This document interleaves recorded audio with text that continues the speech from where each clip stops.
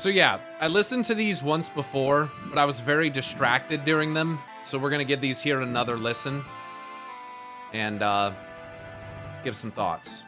All right, that's the plan. This is World of Warcraft. Blizzard Entertainment presents The Doom of Koresh by Adam Christopher, prequel to World of Warcraft: The War Within, narrated by Ray Porter.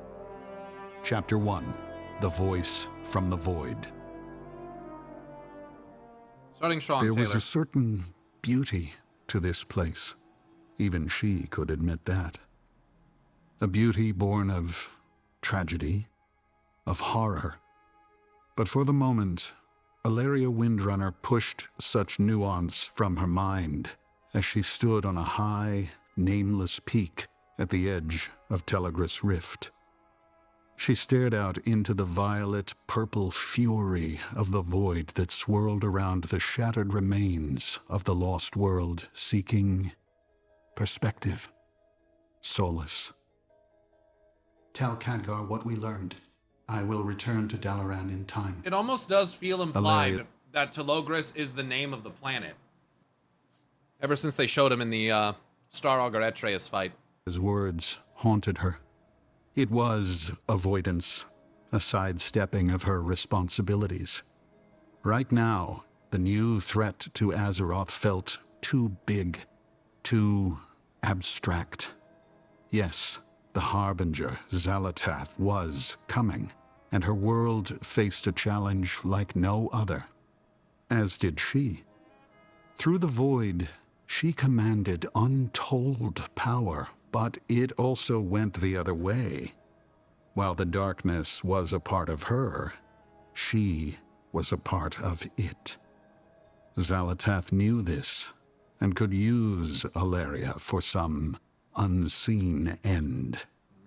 Once more, Alleria felt her connection to the darkness was more a curse than a blessing.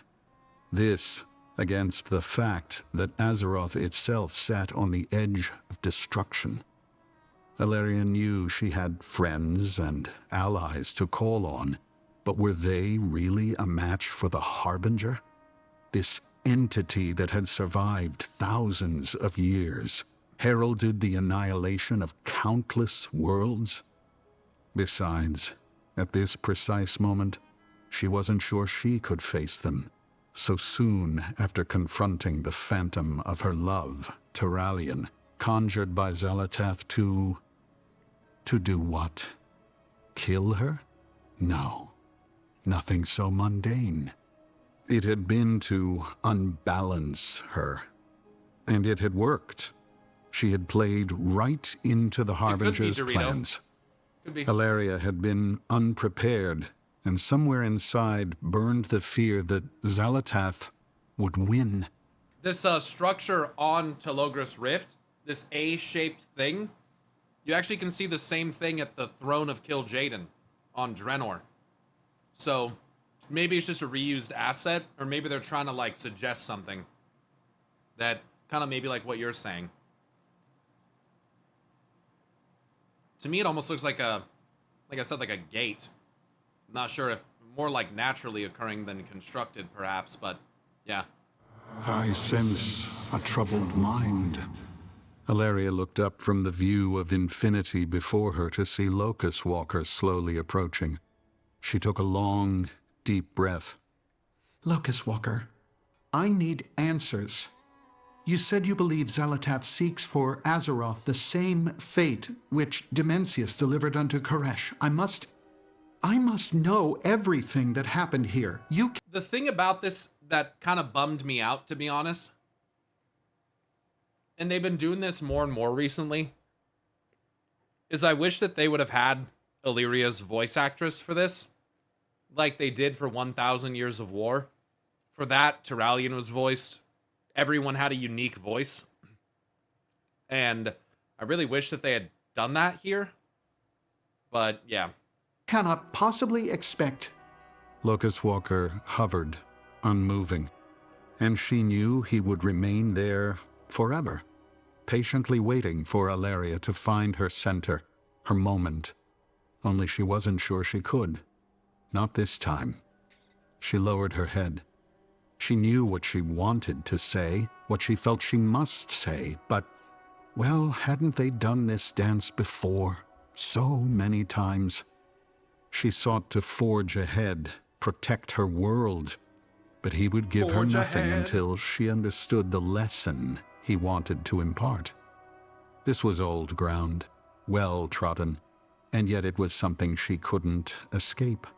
The phantom of Turalian had admirably demonstrated her need for wisdom. This is what we saw in the I opening. am afraid Said Ilaria, finally training her gaze on Locust Walker.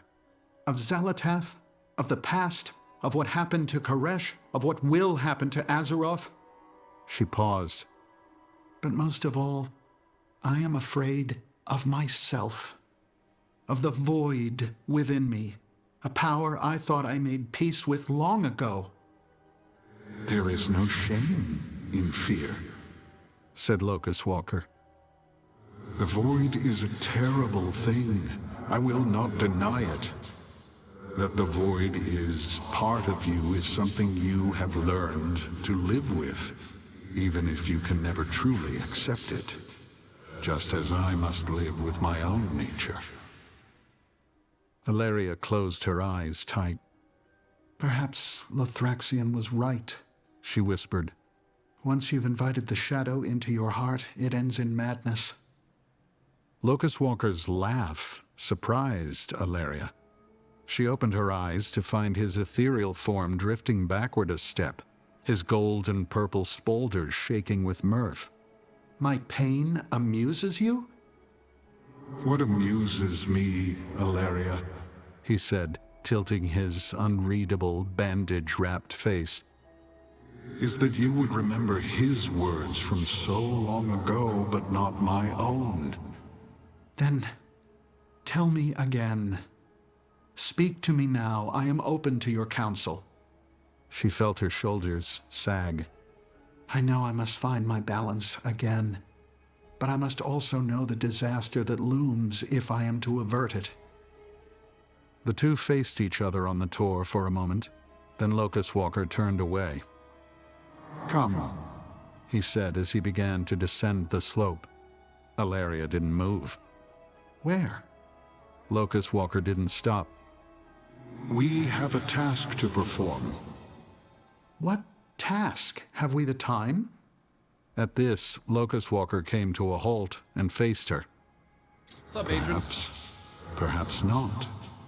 But I believe this quest may be of great benefit to you. That is a lot of words to say nothing. Locust Walker nodded. That's how he goes. There is a void revenant somewhere at large here in Telegris Rift. It is dangerous, and it must be eliminated, but it has concealed itself. The hunt will be restorative for you, and perhaps for me also. You may gain some perspective on your own nature.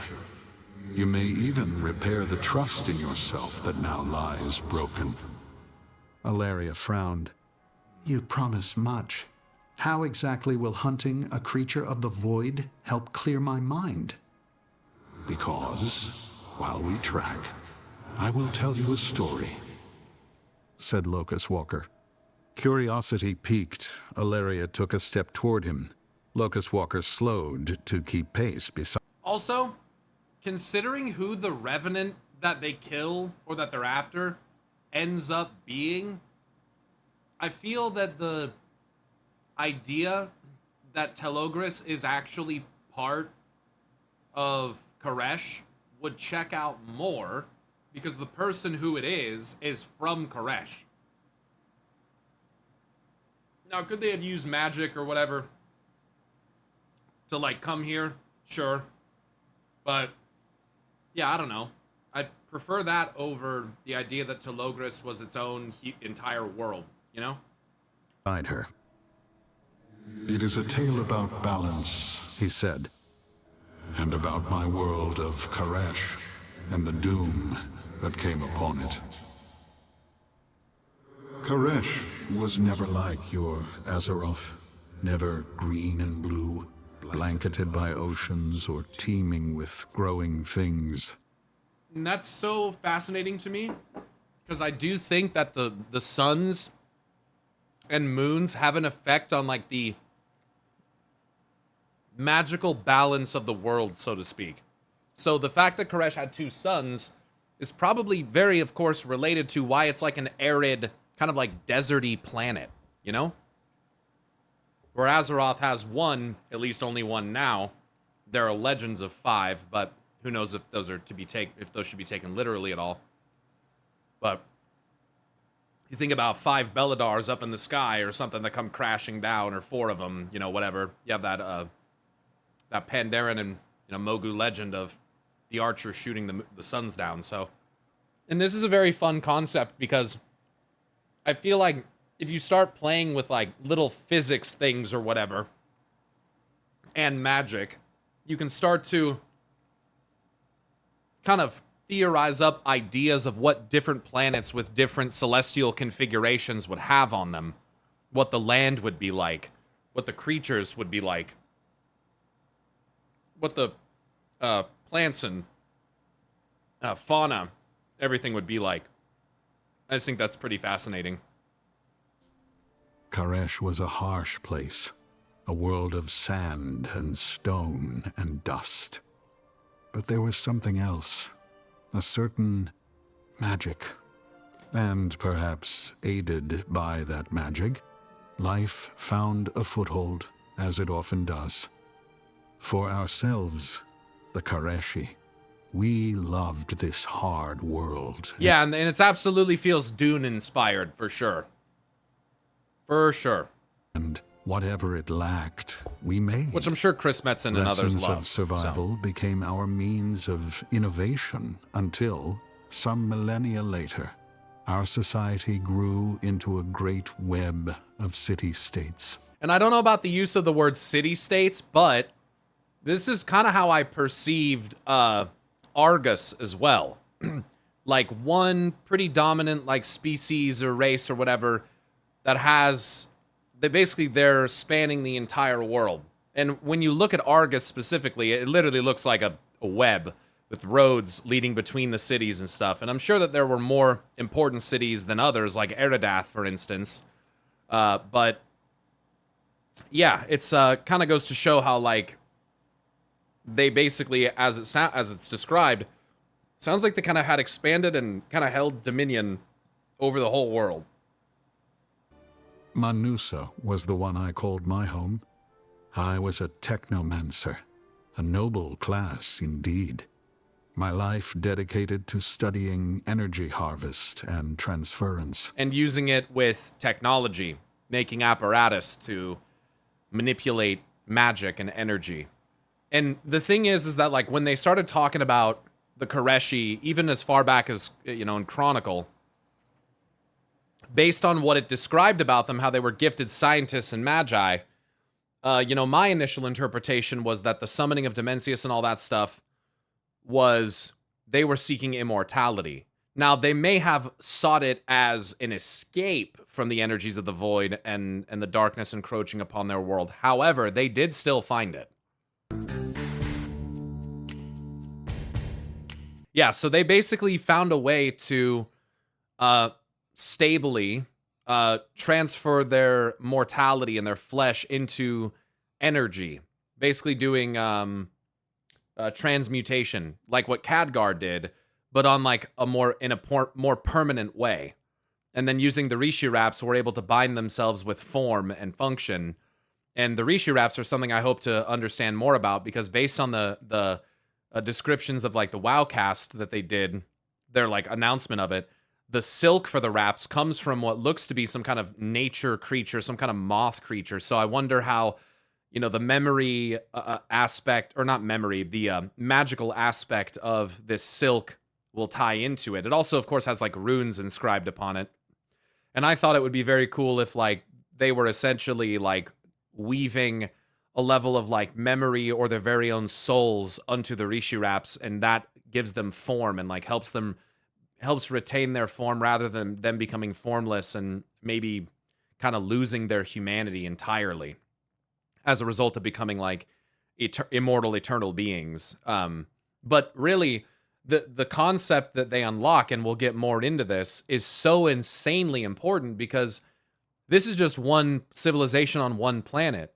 But the fact that we learn that this kind of thing is possible can open up the story to where like energy beings like the Titans, they could have had a similar story where like for whatever reason they converted themselves into energy. Now we perceive them as like monolithic celestial beings born from the essence of like worlds, and that's interesting and everything, but that might not be entirely true.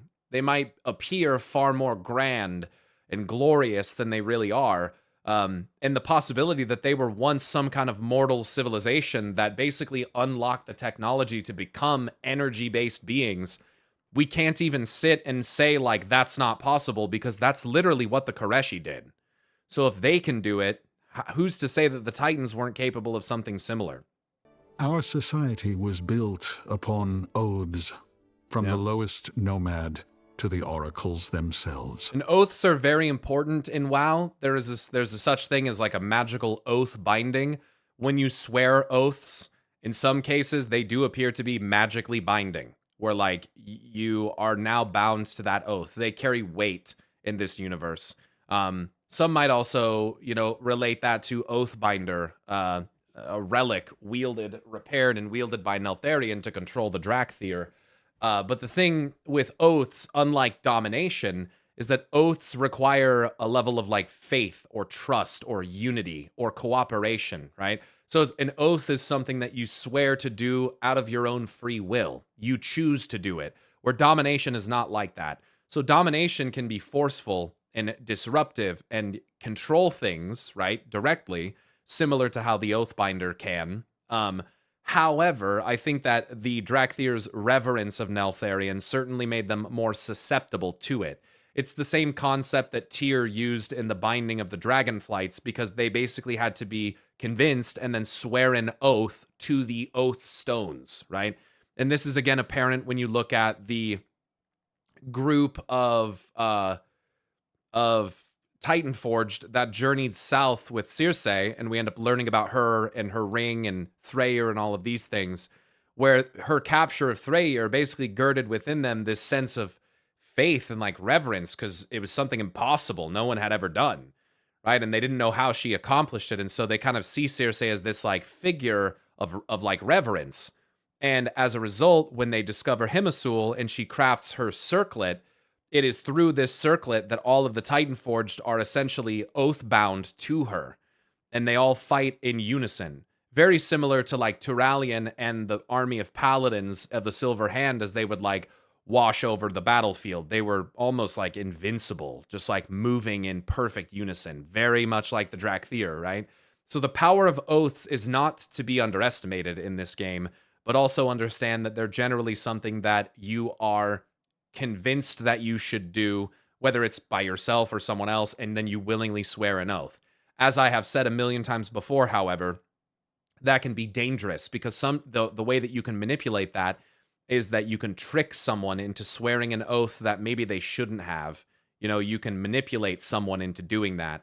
And I think that that's what makes it even more dangerous than domination, because while domination is aggressive and direct and there's no consent to that, you can break it with enough free will.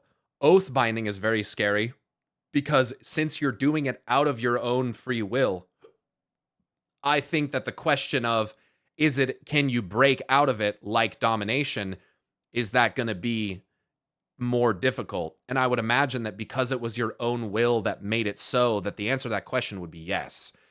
Those mighty few who led us in all facets of these life. oracles are interesting too. These oaths were no mere fancy. They were the sworn ties that bound us to our work and to one another. Yeah, there you go. They're not just mere fancy. They're not just words. They're not just like, oh, you took an oath. Like, no, it's real. They are sworn ties that bind them together. To break an oath was to cast aside life itself and to die alone. Yeah. Among the sands. Yeah. I mean, why swear an oath if you don't plan to uphold and upkeep it? I mean, your word is your bond. And in this case, that's their oath. That's what it represents. So The Koreshi in this way, it's basically sacrilege to, or you could call it blasphemy, whatever, to swear this and basically like make that commitment, but then just go back on it, right? Each city-state had its ruler. Thanks to my status, I was pleased to count Kaiveza, the leader of Manusa, among my closest companions. So Nexus Princess Kaiveza was the leader of Manusa, where Locust Walker was from. So keeping that in mind, the likeliness, which I already feel is pretty low, and we'll discover more about this considering she's going to end up being our solo delve boss this season. But the likeliness that she was talking, that the person in the Twisting Nether whom she was communicating with in the raid of Nerubar Palace, the likeliness of that being Locust Walker is very low. Because I very much doubt that Kaiveza would have seen or been willing to see Locust Walker as above her, considering that he's literally from the city that she was the ruler of. So I'm excited to learn more about that, and I don't recall if this audio drama has anything in it that further expands on that.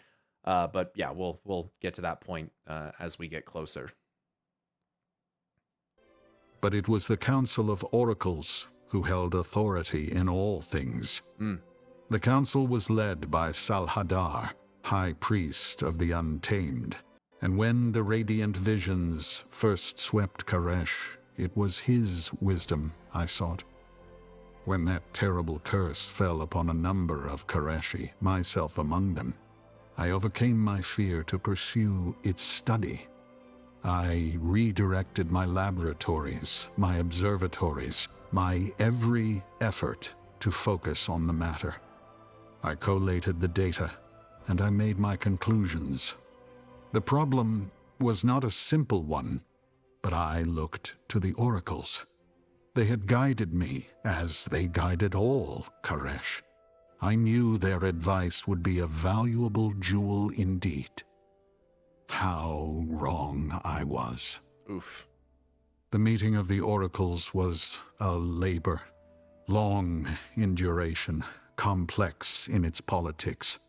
As the hours ran on, my confidence began to leave me. Bureaucracy. And when Salhadar called the council to order for one final time... Even the language that's used, calling the council to order one final time.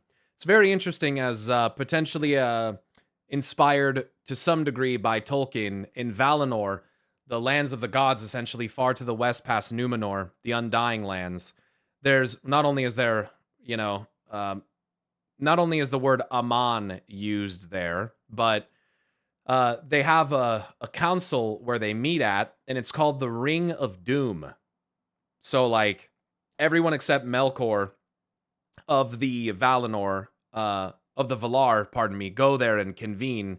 They basically have this council, which, of course, when you get into it, you learn that, like, eventually Aule ends up, which is Khazgaroth, basically, ends up crafting this special chain, and that he and I believe Orome or Tulkas, which would be like Agramar or something along those lines, end up imprisoning Melkor with it and bringing him to the Ring of Doom. So I just think it's very interesting because that's basically what we see the Titans do with Sargeras. But the whole council, order, high priest kind of thing, yeah, again, just thematically just makes me think of the Titans, but what doesn't?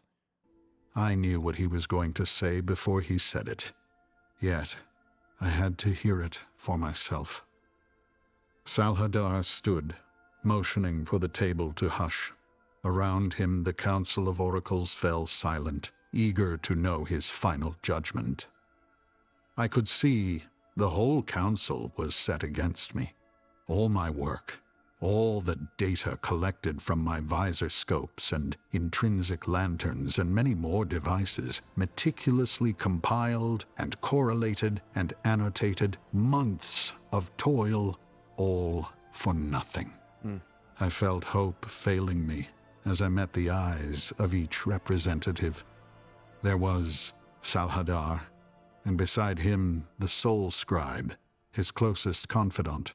Yeah, Soul Scribe is an interesting one that I can't wait to learn more about. If we're thinking about this in terms of fractals for the Titans and Salhadar being Aman'Thul, Soul Scribe, I would have to wager, would be like either Eonar or Norganon. But yeah, I'm going to try not to make too many comparisons like that, because it doesn't really have the form of like a vision per se, just loose associations and attributions. So Then there was Etries of the Architects and her lackeys, a motley collection indeed. Others I Etries is knew by female, then. name. Those of the testing I was the least familiar with, they being the least interested in my work. But among the rest, I could Testing. count on my one true friend, Kaiveza. And although they were friends, yeah, I don't see Kaiveza serving Locust Walker, and I'm not sure that I could make the events of Nerubar Palace and her presence there make a lot of sense if that were the case. So I'm assuming Kaiveza will end up serving Salhadar, and if they end up saying that in this audio drama, I don't remember that. So yeah, that's why you watch things more than once. In whose city the council now sat. Of Bilal, ruler of Tazavesh, I remained uncertain, although I knew Kaiveza had his ear. The pair sat together and had not yet spoken. Salhadar had at least agreed to Kaiveza's request to hold the meeting in her city, rather than insisting I travel to their customary gathering place in Tazavesh. Indeed, he'd heeded my urgent call with rare haste, had sped his entourage across the wastelands with help from the Soul Scribe, ruler of the wild lands between. Yeah, the Wildlands. The rest of the oracles had gathered with equal vigor, now staring down at me, seeming all too eager to witness my downfall. The silence in the chamber was a living thing, thick and moving. I could bear it no longer. Forgive me. At this, whispers raced through the assemblage. Kaiveza looked up, puzzlement clouding her features. I had clearly said the wrong thing. "We may discuss forgiveness at another time," said Salhadar. "First we must talk of blasphemy." The oracles nodded at one another, impressed with their own wisdom. Blasphemy? Any hope of intelligent debate between peers vanished, as the ultimate accusation was so lightly made. I felt my fists curl around the hem of my light summer robe, anger and frustration coursing through me. The visions that radiate from the world soul are real. I have heard it, and my data prove it. I gestured to the high shuttered windows of the Market Guild chamber, quickly co-opted for the council meeting. Yes, Tazavesh was a city on Koresh, and evidently they found a way to mobilize it, essentially turning it into a flying magical barge. One might relate this to the idea of like a flying magical carpet, which I feel like would be thematic. Manusa has heard. I opened my arms to the table. You have heard it, surely. "I have heard nothing," came Etri's voice. Her fellows smiled. There was to be no discussion with them. Salhadar nodded his assent, as did the Soul Scribe and Bilal. I turned to Kaiveza, but she would not meet my eye. So there's 5 of them, if I'm "A counting time correctly. comes," Salhadar said. And it makes sense that there would be 5 because there are 5 depicted here as well. So these hypothetically should be representative of the oracles, if I'm not mistaken. "When we cannot overlook your conduct, for years the oracles have entertained your interest, shall we call it, in the void. At first it was an amusement, a diversion. That I understood, but now diversion has become distraction." "You have taken an oath," said Bilal, more confident than usual. "We have all taken an oath, providing each of us their place and purpose." He stabbed a finger at me. "Your oath is to the technomancers, to study the transfer and transmutation of energy so that we may master it for the benefit of Koresh. We've not seen a report on your proposed usage of the Rishi ribbons in months. You neglect your sacred duties, void sorcerer. Yikes. And so I'm they're blanched. obviously very familiar with the void. It's not like this world only knows of the light. They've been familiar with it for a while. He's been studying and poking into it for a little while. And obviously I have to say that look, again, not to make too many comparisons, but there's two characters specifically among the Pantheon who I could relate Locust Walker to.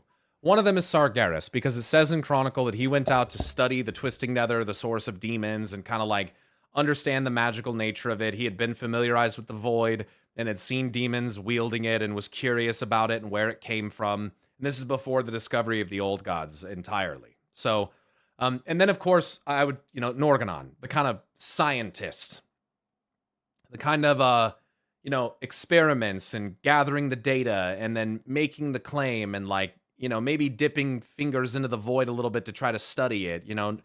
Him having spent time studying the void would make sense to me, considering his position and role among the Pantheon, especially as Lord of Magic and celestial, anything celestially related. So yeah, but again, it doesn't have to be one-to-ones. This doesn't have to be a fractal at all. But given that, how World of Warcraft's narrative works in terms of repeating cycles, themes, archetypes, tropes, it's possible. At the epithet. Never before had the oracles uttered it to my face, but there it was. Yeah, Void Sorcerer. Void Sorcerer. I had been called worse, but this was a title that filled me with dishonor. And Bilal knew it. And yet, I was right to bring my work to the oracles. I knew I was. The radiant visions were the cry of Karesh's world soul. This I had confirmed. Which, initially, I was under the belief that, Azeroth, since it's the same song, Azeroth must have been moved or something. It doesn't necessarily have to be the case, especially if we're drawing on parallels to the Silmarillion, in which the Ainur are basically each singing a different part of the song, but together they make a whole song, and in so doing, the kind of design of they and their creator, the creator, Eru Iluvatar, kind of come to fruition alongside one another. So it is possible that it is a completely different Titan, referred to as Koresh, probably inside this world, that that is singing a similar song because it is in some way related to maybe a child of Azeroth. People have also proposed a twin or something like that, which remains to be seen. Tracing the source of the visions to the deep heart of our world. I had transformed the abstract to the real, and it was precisely because of my work in decoding the mysteries of the void that I had been able to achieve this. My research was, I had argued time and again, an unavoidable part of my oath-sworn endeavors. Let me hear this one more time here. Had been called worse, but this was a title that filled me with dishonor. And Bilal knew it. And yet, I was right to bring my work to the oracles. I knew I was. The radiant visions were the cry of Karesh's world soul. This I had confirmed, tracing the source of the visions to the deep heart of our world. I had transformed the abstract to the real. I had transformed the abstract to the real. And it was precisely because of my work in decoding the mysteries of the void that I had been able to achieve this. So had Locust Walker not studied the void and unfurled some of the mysteries therein, he would not have been able to basically get the visions and song and the data necessary to prove his theory. So in this way, the void was basically essential to this discovery. And that's what Locust Walker is he's grappling with here and recognizing he needed to do this because inevitably, in order to do what they wanted to do, which by the way, his focus is on the transference and transmutation of energy that they would use for the good of Koresh, he had to do this. So it's also interesting because they, as far as I understand it, they don't rigidly define exactly what for or in what way they would utilize this transference of energy to do things. It almost makes me wonder if there had been a plot where maybe even secretly they would try to take the energies of the world soul and transmute them into something else, or try to do creation, secondhand creation or something like that, using this kind of this soul inside of their world. And one might think on the surface like that would be blasphemy. So that would certainly have been like a secret plot if they were doing that. But it's only because Locust Walker was able to study the void and did study the void that he was able to also come to these conclusions. So My research was, I had argued time and again, an unavoidable part of my oath-sworn endeavors in energy research. One could not exist without the other. To understand energy was to understand all its forms, including the void. And the oracles had agreed, until I stumbled upon a discovery of great import. One of the Koreshi's greatest cultural artifacts from centuries past, the Rishi ribbons, were themselves imbued with arcane power. They had such potential to aid in the transmutation of energy that it made the mind real. If only I could find the key to unlocking their secrets. that's also just fascinating to me because these are like ancient relics, which makes it sound like Koresh has almost like a time before time, or like such an ancient era that like there is technology like the Rishi ribbons or Rishi wraps that come out of it that they don't understand fully the nature of, or how they work. So it just makes me think of like, and what other artifacts might they have? But there are things that evidently like come from a time before this current civilization, where like they have experts studying them and finding breakthroughs in terms of that technology. So it just makes me wonder, like, what was ancient Koresh like? How would that have compared to what we have now? With my discovery of the hidden potential of the Rishi ribbons, my standing had risen among the council, at least for a short while. And so long as my research into the void did not stray any further and interfere with my oath, they paid little attention to it. I should have known the radiant visions would change that. To speak of the world soul was to encroach on territory beyond my ken, and the council would see such presumption swiftly dealt with. Yeah, so this is like pretty alarming, obviously, because it's like evidently like the average person, which Locust Walker is not average, knows of the world soul probably, but very little, and that like pretty much anything said outside of what the oracles would deem accurate or correct is going to be viewed as like blasphemy. Like it's going to like, so it kind of leaves this weird place where it's like, well, assuming that they're telling the truth about their perceptions and ideas of it or whatever, how can we be certain that even they are right? Like it's one of those things where it's like, if it's only going to allowed to be like discussed, and theories and things are only going to be allowed to be, sourced from people like the oracles, like how do we know that we can trust that? How do we know that there's not more to it to be discovered? It's kind of like secret knowledge that, you don't speak out of turn regarding it, but they were obviously aware of the world soul. You stand at a crossroads, said Salhadar. If you continue to study the void, then your real work will suffer and your oath will be broken. And that is something we cannot countenance. I looked aghast at Kaiveza as she raised her voice at last.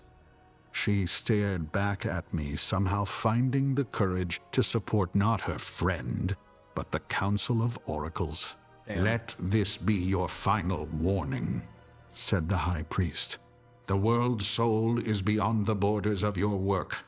The radiant visions, if such exist, are to be left to those who are expert in such matters. I would love to know who are the experts in such matters. Maybe the Soul Scribe, hence World Soul, Soul Scribe. Maybe the Soul Scribe is in some capacity similar to like Magni, where it's like an individual whose job is to like interpret the visions or whatever from the World Soul. But you can always run into problems with that, where it's like, how do you know that what the person is telling you is exactly true, and they're not saying and doing things that benefit themselves, right? Like setting it up for themselves or just deceiving you. You are to return your attention to the field of your own expertise and cease all research into the void. Heed this command, or our next audience will be somewhat more difficult. That I promise. The hours after that fateful council meeting were but a blur. I had loved Manusa my entire life, yet I saw nothing of it as I stalked the streets, turning this way and that without thought. I found my mind curiously empty after Salhadar's ultimatum. It was only when I heard the music of the spell dancers drifting on the fragrant evening air that I realized just how late the hour had grown. Weary, I found my way to the market square and watched the performance of the troupe, who had arrived from the wastelands as part of the Soul Scribe's caravan. It was not the first time I had seen them, skirts whirling like spinning tops as their feet kicked sand over colored tiles. Indeed, their traditional dance was a familiar sight in Manusa, the city an ancient resting place on one of the roads the nomads often traveled. The nomads. The city an ancient resting place, so it's been around a long time. And so these nomads, those are in the service of the Soul Scribe, would come through.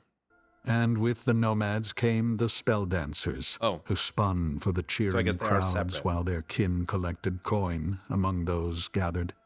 I had given plenty of coin myself over the years. The freedom in their movements had always been a pleasant escape from the toil of my work. But when I met Chryson, their performance became less an entertainment, more a pilgrimage. We first spoke when she wove between the onlookers to collect coin, taking the place of an absent brother, and at once there was a connection. How or why, I don't think we ever knew. Some mysteries do not need to be solved. After the night's dance, I waited, as I always did when Chryson came to Manusa, under the arches behind the market where the light did not reach, where the people did not walk, not while the night market was at its height. When she found me, she knew at once something was wrong. I rushed us away to a quiet corner, casting a glance here and there to be sure we had not been seen. For me, a technomancer and noble of a proud city-state, to be seen in intimate closeness with a nomad was to invite trouble for us both. Classic. Classic. Nomadic person from the wilds and the noble who fall in love and are not really meant to see each other, right? I feel like you might find a little bit of that in like your Star Wars, among other things, even if they end up related, but yeah. Were I in better standing with the council, Pride and Prejudice. petitions could be made, backgrounds overlooked. But as I stood in their ire, I wished to spare her the same. After we had conveyed our love for each other, I shared my troubled thoughts, and we talked long into the night about my work, the radiant visions, and the council. Come with me to Tazavesh, Chryson urged. Her suggestion surprised me. I leaned back against the wall of the alley and she rested her head upon my chest, her fingers gently following the contour of my face. I sighed and took her hand in mine. I will not run, I said. I am not telling you to run, She said. the oracles will depart for their homes tomorrow, and the sole scribe is going with Salhadar to Tazavesh. I laughed. You suggest I follow the very ones who would condemn this world to its end? Chryson pushed herself away from me, her expression stern. I am saying you need a rest, my love. Now that's interesting because at this point, as I understand it, there has not yet been established like a world-ending threat. So you suggest I follow the very ones who condemn this world to its end. I suppose that's derived from the cry from the world soul. And since they're, at this point anyway, denying that it's real or that it's a thing or whatever, how he's taking that is like, the world soul is warning us that like the fucking end is coming. And we're not listening. We're not doing anything. They're not doing anything about it. So like, I'm supposed to just follow these people who think that like I'm crazy or that this is fucking blasphemy. Like, so yeah, again, I don't think this is something that they say outright, but from the visions, Locust Walker has derived something coming to Koresh. Sorry. This world to its end? Chryson pushed herself away from me, her expression stern. I am saying you need a rest, my love. Time away from your work. It will do you good. You can visit the markets there, collect those parts for your laboratory you have been saying you need for weeks now. From Tazavesh. With a grin, Chryson pulled her cloak around her head and clutched it to her chest like an old crone. We shall disguise ourselves and shop the market together. No one will look. No one will see. She laughed and leaned in, and we kissed. And she stayed a while longer until she knew she must leave. I accompanied her through the darkened city, the two of us playing a game of shadows, our stifled laughter echoing against the closed shutters of the market stalls. At her lodgings, we kissed for a final time, the scent of the desert lingering in the air when she left me. I was only a scant few paces into my own journey home when I realized I was being followed, and by then it was far, far too late. As the black bag was pulled roughly from my head, my only thoughts were of This Chryson. motherfucker literally gets black bagged in the fucking street, dude. Oh my god. The void, the radiant visions, my sacred oath, the final warning of the oracles, these meant nothing to me beside my love for her. Man. Again, like, talk about a statement you could take and just apply to another character. Like Sargeras, sorry, it just comes to mind. The radiant visions, my sacred oath, the final warning of the oracles, these meant nothing to me beside my love for her. We had been lax, complacent. Time to take action. And that I mean, I feel like, again, that just goes so nicely. The Pantheon who thought that they could, you know, kind of sit back and willy-nilly about it, you know? And like, it's G Firepaw and Asa Cloudsinger. Like, just two different opposing perspectives. It's like Shen and Zed, right? One more of complacency and balance, and it'll work itself out, and the other that's more about like action, but maybe a little more reckless, right? So Sargeras and the Pantheon yet again. So yeah. I cursed my hubris, Pride. the very notion that we were being careful. Mm. There were too many eyes upon us, and now the price needed to be paid. The chamber I found myself in was bright, and I blinked to take it in. I had been dragged to a storehouse of some kind, stacked with crates and sacks and all manner of cargoes needed by the market. A quiet, dead space at this hour. Dead The space. perfect place for my cries for mercy to go unheard. It's pretty horrific that he thinks that they would do this to him. So is that like a thing in their culture? Where like people who act out of turn like get fucking black bagged and then like killed in fucking abandoned storerooms and shit? Like this is some like gangster shit. And as I wondered just how much I would beg for my life, a figure loomed before me and clasped me firmly by the arm. Which is also freaky because it's like he didn't even think that they were going to just kill him. He thought that they were going to like torture him until like he then eventually died. Like this wasn't even, Locust Walker's not just afraid of like being assassinated. He's afraid of being like slowly tortured to death. And like, that's just like, yikes. That's yikes, dude.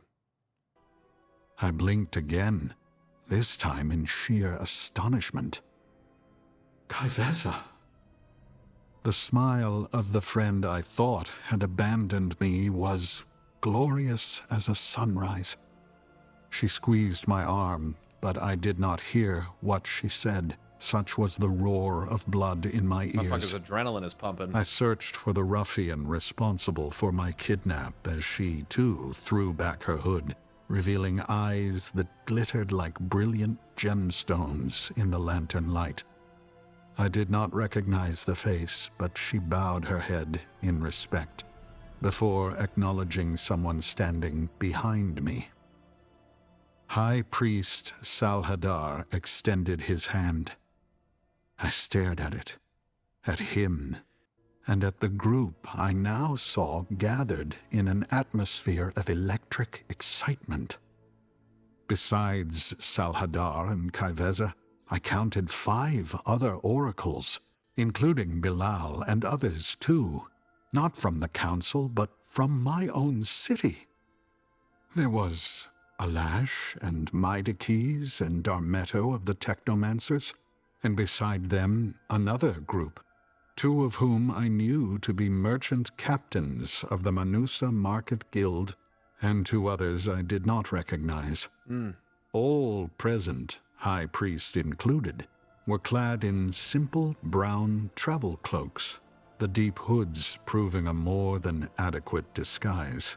"I see you have met Nari," said the High Priest. He had the sense to look somewhat embarrassed as my abductor bowed again. "I had hoped your meeting..." And Nari would be of Cartel Ve, so of course Nari is Venari. That's who this is. So the person that abducts Locust Walker on behalf of King Salhadar is Venari. "But she is one of my finest covert agents." So it's very interesting because there are evidently some people who are not present here, who are not part of this secret meeting. And if I'm not mistaken, let's go back through this. Besides Salhadar and Kaiveza, I counted 5 other oracles. Not from the council, but from my own city. Alash, Midakes, Darmeto of the Technomancers, and beside them another group. 2 of them, which were merchant captains in Manusa's Market Guild, and 2 that he does not recognize. So there seems to be someone pretty important missing from here who has been mentioned already. All present high priests included were clad in simple brown travel cloaks. Right?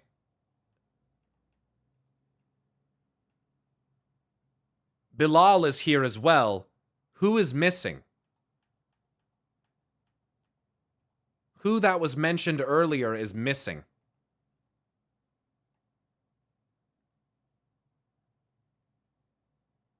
The Soul Scribe.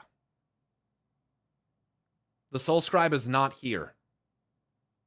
"Your meeting would be under more conventional circumstances, but she is one of my finest covert agents. Indeed. You will find in her a firm ally." As you will in all of us, I hope, said Bilal. I glanced at him, remembering the cold anger he had directed at me but a few hours before. Beside him, Kaiveza nodded, perhaps reading the doubt on my face. "Listen to the ravel," she said, "and all will become clear."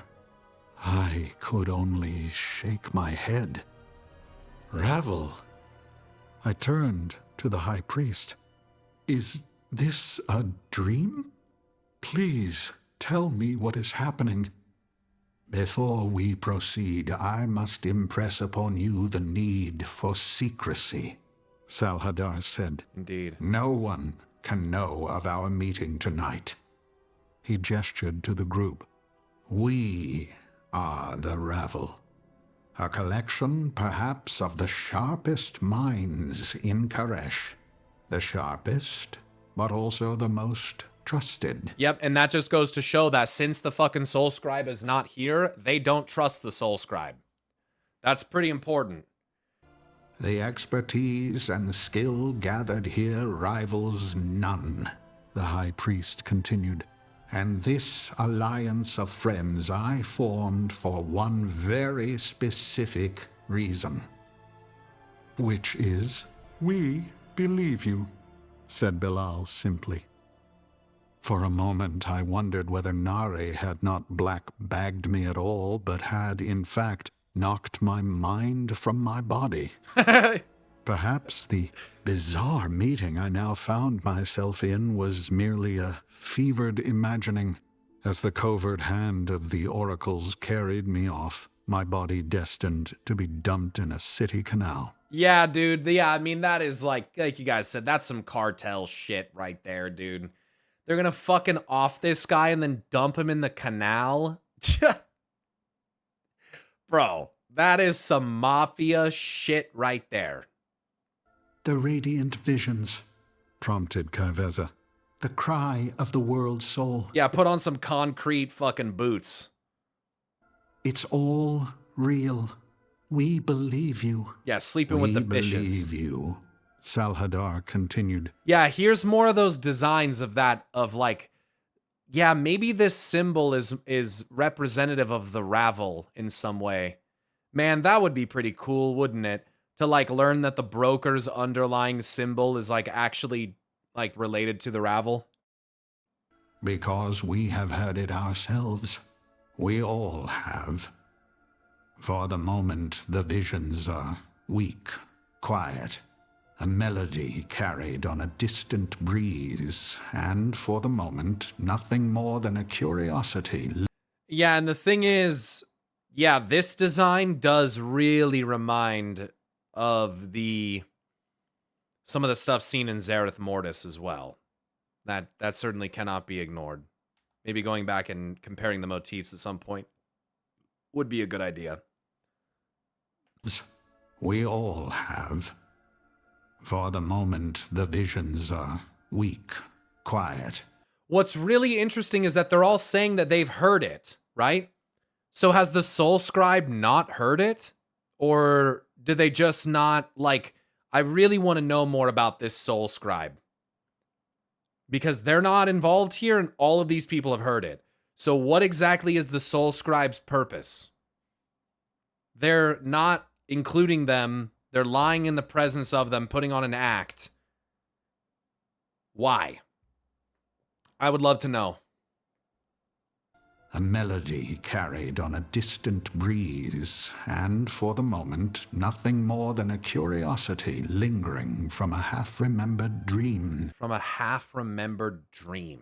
Wow. Reminds me of Thrall saying that it sounds like a voice calling out from a dream. But, said Bilal, they grow stronger. Yeah, they are getting stronger. And so does the talk, the rumors about them. If we fail to control the situation, we risk widespread panic. Which is why you were deceived, said the High keep Priest. It under wraps. And why I ask now for your forgiveness. He looked into my eyes. The council meeting was a sham, but one born of necessity. For that I am sorry. I took a deep breath and tried to understand a twist of events I could not have begun to imagine.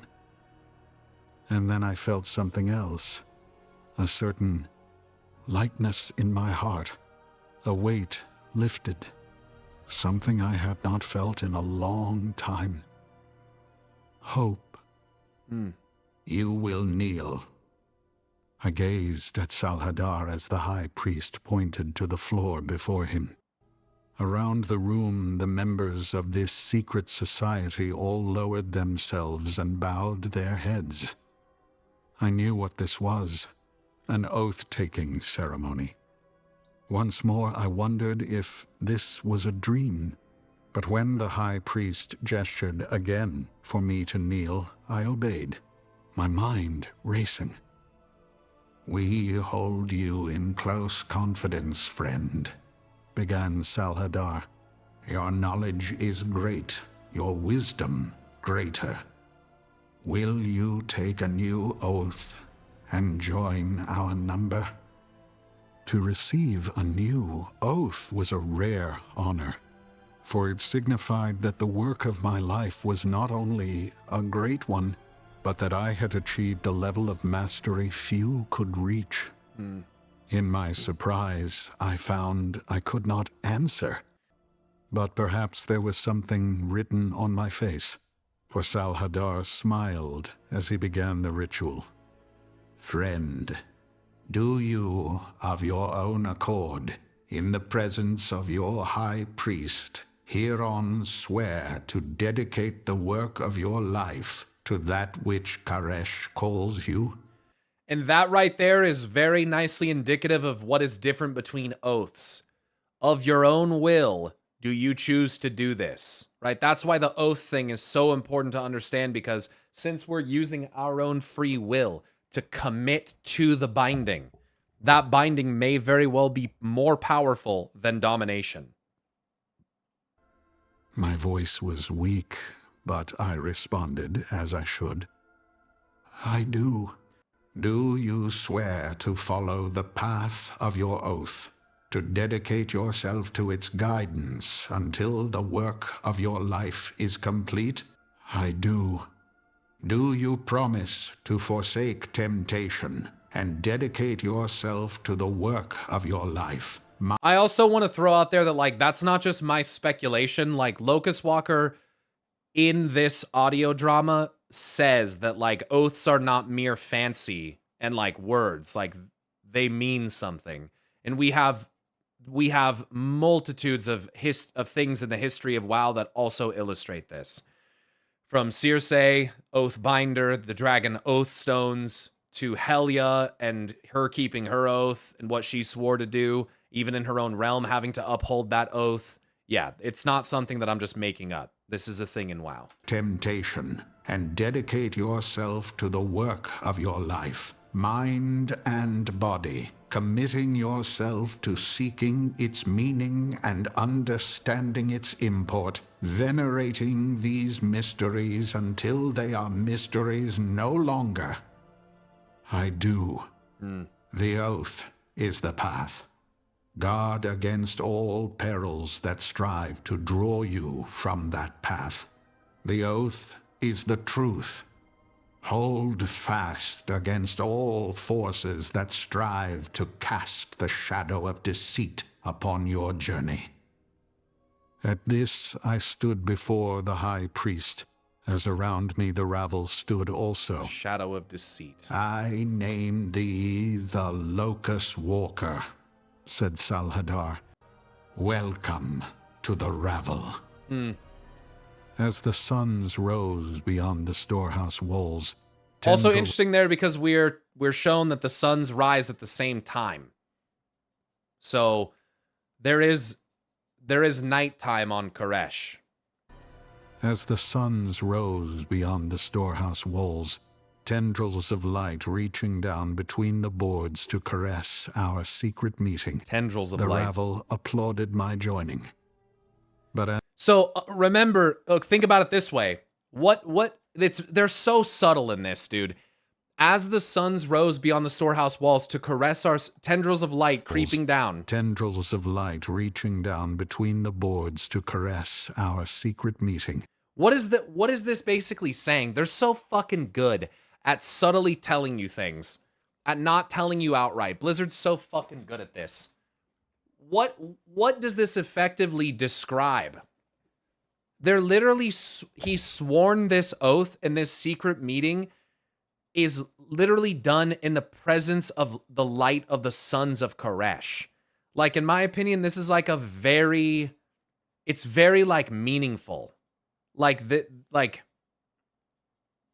this society built upon oaths, and then like this oath is being sworn with little tendrils of light from the suns reaching down upon their secret meeting. It's like this, it's think of it as almost like analogous to swearing fealty to the light or an oath in front of a Naru, right? Like they might be suns in the sky, but the concept of the light is witnessing this. And so you can look at that symbolically or literally, but I think it's still important because it's like it might be a secret meeting, but even the little tendrils of light from the sun's rising is reaching through the roof boards and kind of like getting to them. I took that as this is a secret meeting because the light cannot get to them fully. Yeah, I understand why you might think that. I get it. It's a secret meeting. But it's literally describing the tendrils of light reaching down between the boards. Like it's not out of the view of the light. It's not hidden. Like it's more symbolic that even here in this secret like council that the light has borne witness to what is happening. And again, you don't have to take that as literal. It's symbolic. It's a symbolic like expression of like the significance and importance of like the light to their culture and like the oaths that they swear. That's how I interpret this anyway. I'm not interested in hearing your guys' interpretation to it unless I ask for it explicitly, okay? Because this derails me every fucking time. Someone wants to put in their interpretation. I'm not asking for that. I'm just trying to tell you what mine is, okay? Empa, thanks for the 16-month resub. I appreciate that. Tendrils of light reaching down between the boards to caress our secret meeting. The rabble applauded my joining. But as Salhadar clasped my forearm in warm brotherhood, I heard two things. The first was a voice inside my mind. I heard void whispers often. I mean, he's literally swearing to a guy whose title is High Priest. You know what I mean? Could quell them and push them aside. First was a voice inside my mind. I heard void whispers often, could quell them and push them aside when I needed to, but this voice came louder. I felt fear grip me once more, but amidst these new tides of fate, I controlled myself, pushing aside any emotion as the voice delivered its message to me and me alone. Beware, Locust Walker. Beware. And that's most certainly Xalatath, I would think. But then I heard something else, and now so too did my friends. For this sound was a very different thing. The rabble tensed as one, searching for the source of the cries, the screams. The many voices joined in a chorus of terror. Within moments, it sounded as though every soul in Manusa had risen with the suns, only to find some horror waiting. We rushed outside, and in the early morning light, we gasped in astonishment at the arc of sky above us. The two suns of our world seemed to dim, their warm glow faint and growing fainter. I don't like that this happens and coincides directly with the swearing of this oath in the whole Ravel thing. I don't like this at all, dude. At an impossible time. Yeah, midday. At first, that darkness was a purple. Then it brightened. Violet. The color of the void itself. Beware, Locust Walker. The all-devouring comes. Yep. Dimensius. The story continues in The Doom of Koresh, Chapter 2, The Devouring War. Chapter 2, The Devouring War. Blizzard Entertainment presents The Doom of Koresh by Adam Christopher, prequel to World of Warcraft, The War Within, narrated by Ray Porter. Chapter 2. the devouring war. The void roiled in the skies above Telegrus Rift as Locust Walker led Alaria Windrunner on their chase. Of Telegrus Rift, as Locust Walker led Telegrus Alaria Rift Windrunner music is on nice. their chase. Yeah, She I was agree. wearied by the journey, having lost track of how long they'd been on the move. Their hunt had been far from easy. Telegrus Rift was swarming with creatures of the void, drawn to this place by the power of the Harbinger.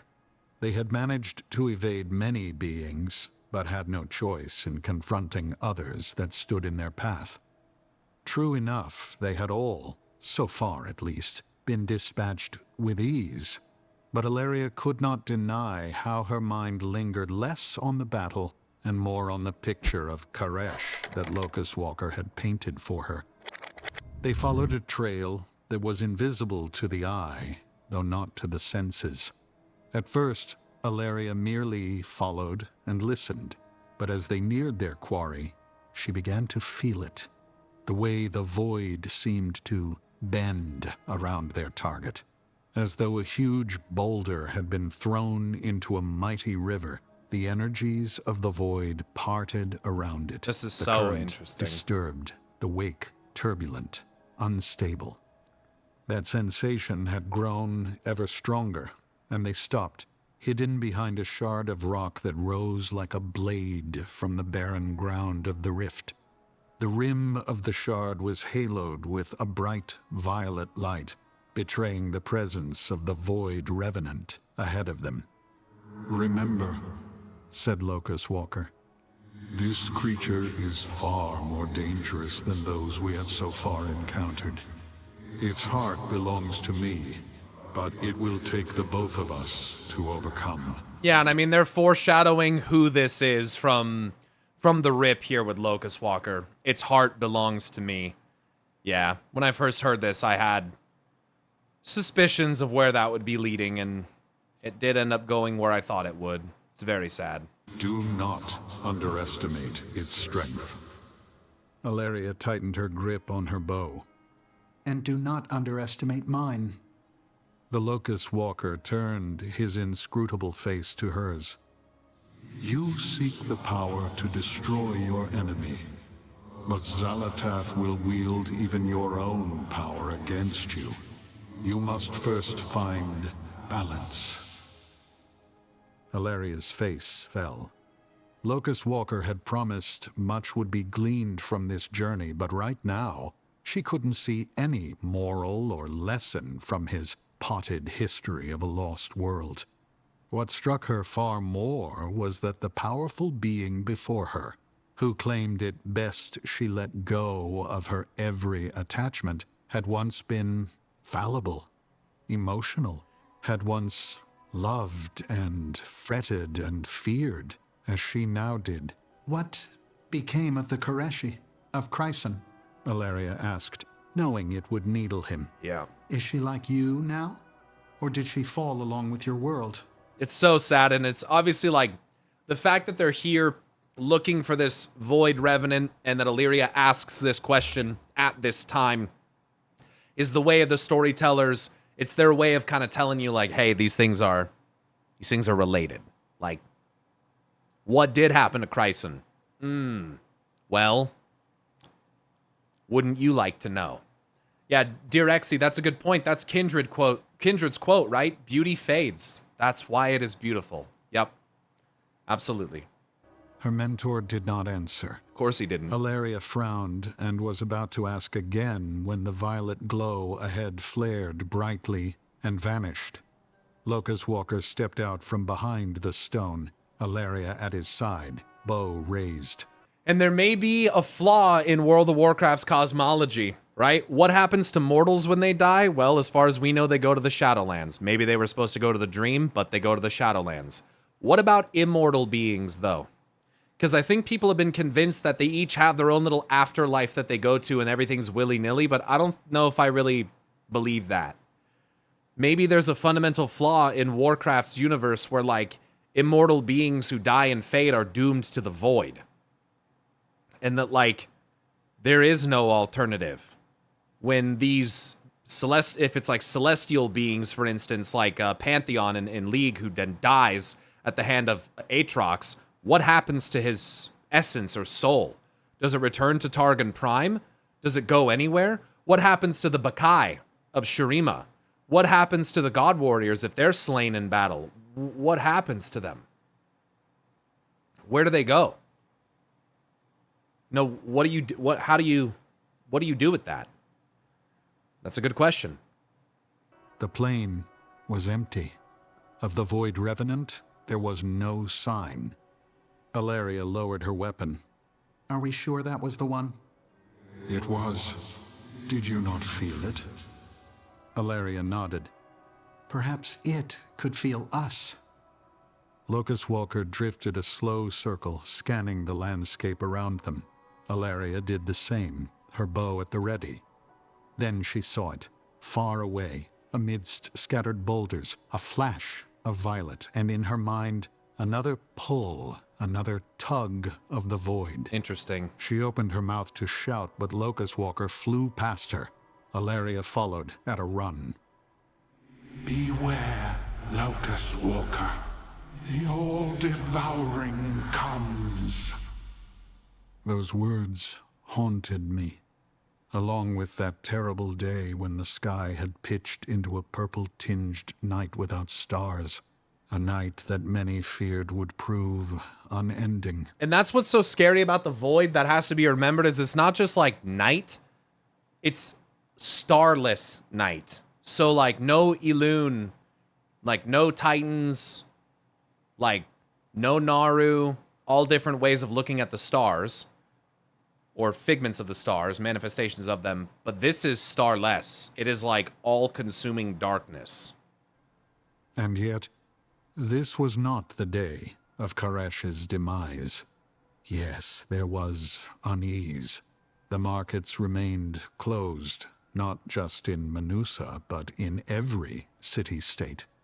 People locked themselves indoors, fearful of the violet-purple glow that had cast the world into grim, unnatural shadow. Yeah, and I like the way that they call it unnatural shadow there.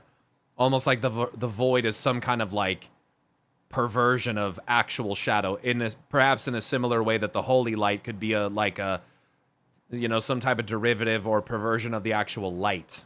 That it is unnatural. Salhadar convened the Council of Oracles. And I do think that there's a big theme in WoW where like the natural universe, the natural structure, the natural world has been like basically upended and replaced in a lot of ways with magic.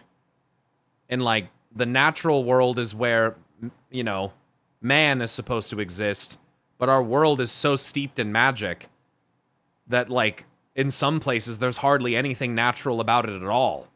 The natural cycles maybe being erased and replaced with something magical and more, artificial. I think that's a big theme in WoW. And many plans were discussed and debated as rumors grew. Not just that the sky heralded the end of all things, but that the oracles were in hiding. Unrest churned among those who had seen the radiant visions and knew that action should have been taken long ago. Yeah. But it all came to naught. It's too late. There was disbelief at first, morphing to relief, joy even, as the oracles emerged and put forward a plan to banish the long and evil night. This plan was not rooted in technomancy, but in a turn to the ancient ways, which brought comfort to the minds who wished to find it. The people celebrated, and then, with a resilience worthy of admiration as well as surprise, returned to their daily lives. Either the Koreshi were stronger than I had hoped, or their memories were shorter than I'd expected. Perhaps it was a little of both.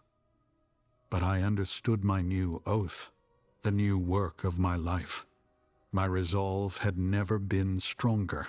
What's important to also recognize here is that though the suns have darkened, this hasn't served as some instantaneous gateway for the Void and Dimensius and like all of these horrible things to come through, right? Like it's acting as a conduit and slowly, yes, seems to be leading towards this thing occurring. But this was not some like instantaneous thing. So I'm curious as to how that's going to work for Azeroth. If our sun and or Sunwell descend to darkness and void, how immediately is it going to allow things of that realm into reality? Is it going to be like instantaneous, or is it going to be something that takes a little bit of time, takes progression into the fall? I had a world to save, and time was running out. Sure, it's like an hourglass. Although our departure had been delayed by the encroaching void, I accepted Chryson's suggestion, and we made a new home in Tazavesh. And while Manusa would forever be my city, the months that followed among the bustling markets of Tazavesh were happy ones, and it was to Chryson I owed this joy. Salhadar had elected to stay in the city, as did the Soul Scribe. This meant the spell dancers, too, had found a fixed abode, the first in many a season.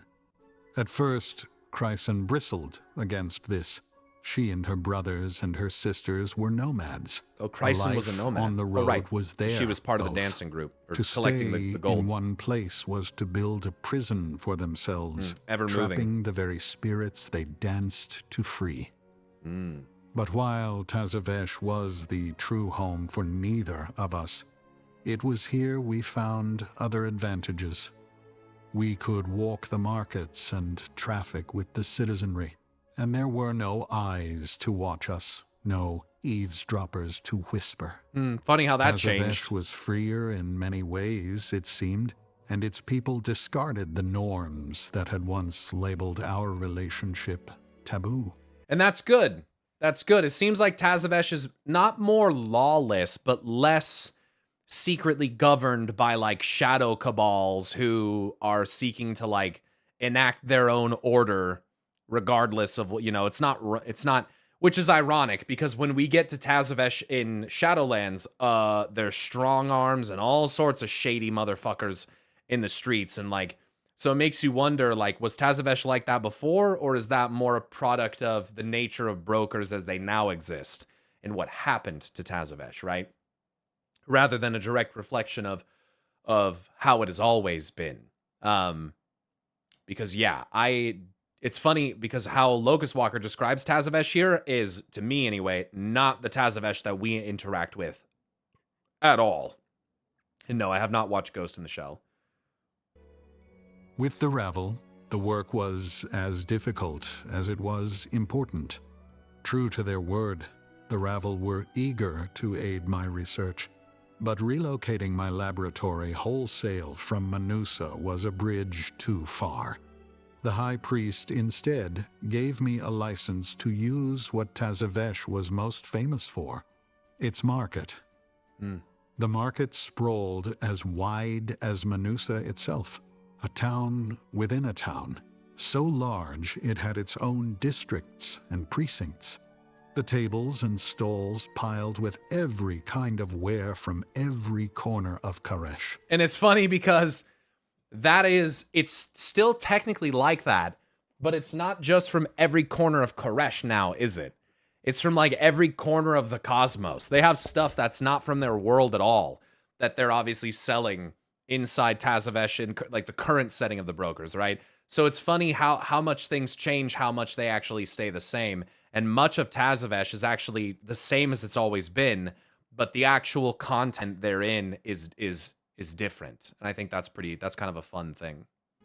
In truth, while I had been here before, it still made my head spin with both its size and its beauty. The towering spires, the colored sun cloths that stretched between them, spanning impossible lengths, the rich smoke that rose between stalls. What this also means, and correct me if I'm wrong, but unless they've done like restructuring or like repairs or a different stylization over time, this means that Tazavesh was built in the style that we see it while it was still on Karesh. Meaning that like, I think it's easy to think that like the brokers went to the Shadowlands, were changed permanently and forever, and as a result, like, this is their city that they built. But the truth is that this city already existed before the fall of Koresh. Distracted as I was by the importance of my work and the doom I had to prevent, Relatable. I came to rely on Chryson's help in gathering what I required, for she was well-traveled and far more at ease dealing with traders and craftsmen than I, able to strike bargains with merchants to whom I could barely offer the simplest of greetings. The work progressed, and Chryson was by my side. And I wonder if that's a difference in language.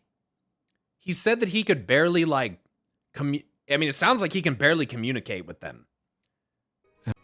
The work progressed to whom I could barely offer the simplest of greetings. She's doing, like, full-blown deals and trades with these people. They obviously speak, it sounds to me like they speak either two different languages or a different dialect of some kind. Because for Locust Walker to only be able to offer the simplest of greetings, it sounds like he's, like, unfamiliar with their language, doesn't it? But Chryson can speak to them no problem, and that's probably because she's a nomad, right? As a nomad, as someone who travels between cities and city-states, I mean, I would imagine that there's going to be some language differences and obviously big cultural differences, right? So I would also even wonder if the brokers and Chryson are even the same race. Are they even the same race as Locust Walker? Or are they already something different? You know, they can still fall in love, and, you know, like an elf can still love a human.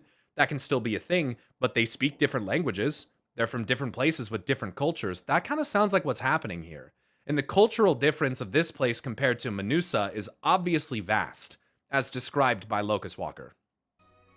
The work progressed, and Chryson was by my side. And yet again, if you look at the art that I have as my background, these look like two different races.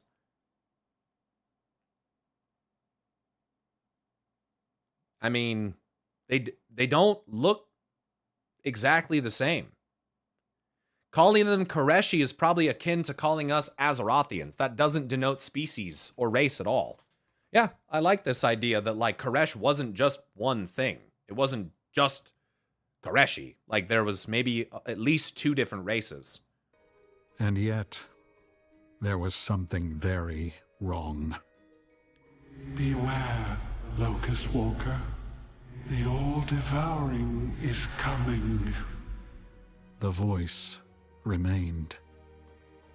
Over the weeks and months, I had grown used to the radiant visions, had largely been able to put them from my mind as I focused on my work. Of void whispers, there were many. Indeed, from the very moment I first turned my visor scopes upon the void. Whose voice is that? I'm quite certain it's Xalatath's, and that she is warning Locust Walker of Dimensius. I'm quite certain it's supposed to be Xalatath.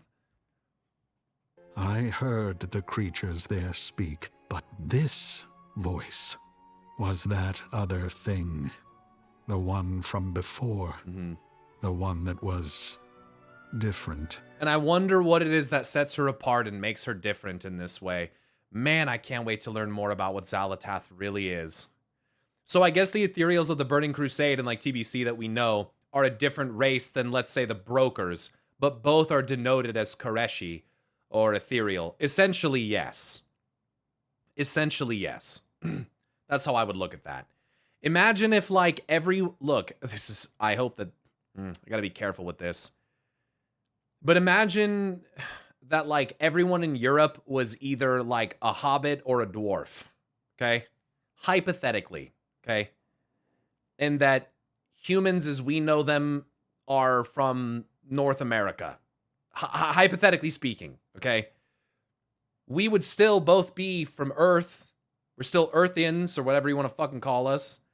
But they're still unique in their own ways. And we have this via culture and race and stuff like that in real life, obviously. But to think of it more of like, they're still, like, basically humans, but they're still different. Yeah, Terrans, whatever term you want to use that. It's like imagining it like that. We're like, Yeah. In South America is Mordor. Okay, I'm from South America, so I ain't no racist. Gotcha. No, Australia is Mordor. Mordor. Yeah, that we don't go there. The one that had planted a seed of fear within me. The one that I knew had sought me out. Indeed. And as it came again now in the marketplace, I froze. Locust Walker, beware. I stopped, standing before a splendid stall of spun glass from Tingarla, one of the farthest city-states from Tazavesh. The goods commanded a high price indeed, the Tingarla. merchant careful to vet those she thought could afford it. Yeah, they just be profiling the fuck out of people.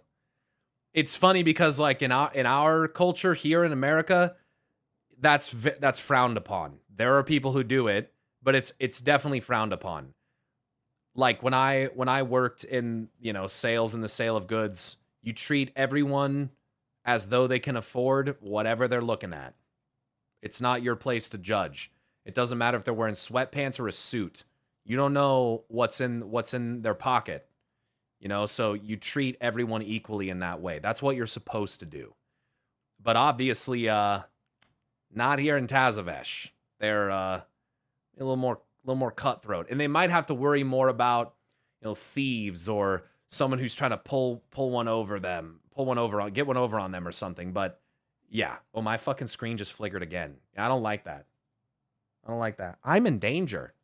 Even as they approached her table, Locust Walker, beware. The all-devouring is coming. He is near. He is the end. It's also just so weird how this specifically summoned Dimensius. Dude, I don't like this at all. This feels like the rat trap in a rat maze with the carrot.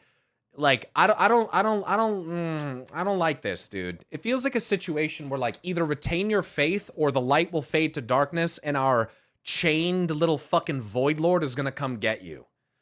I don't like that it's Dimensius. It's Dimensius. It's but why? Why? Is he the one that the Titans have on a leash? Why is it Dimensius? He's not the only void lord, right?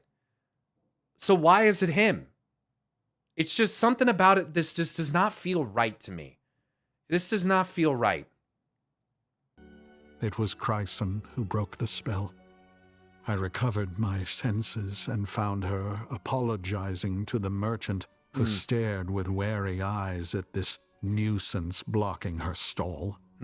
Chryson pulled me away in a silent daze back to our quarters, and it was there she waited patiently for an answer while I recovered my senses. It's going mad. I told her, and she listened.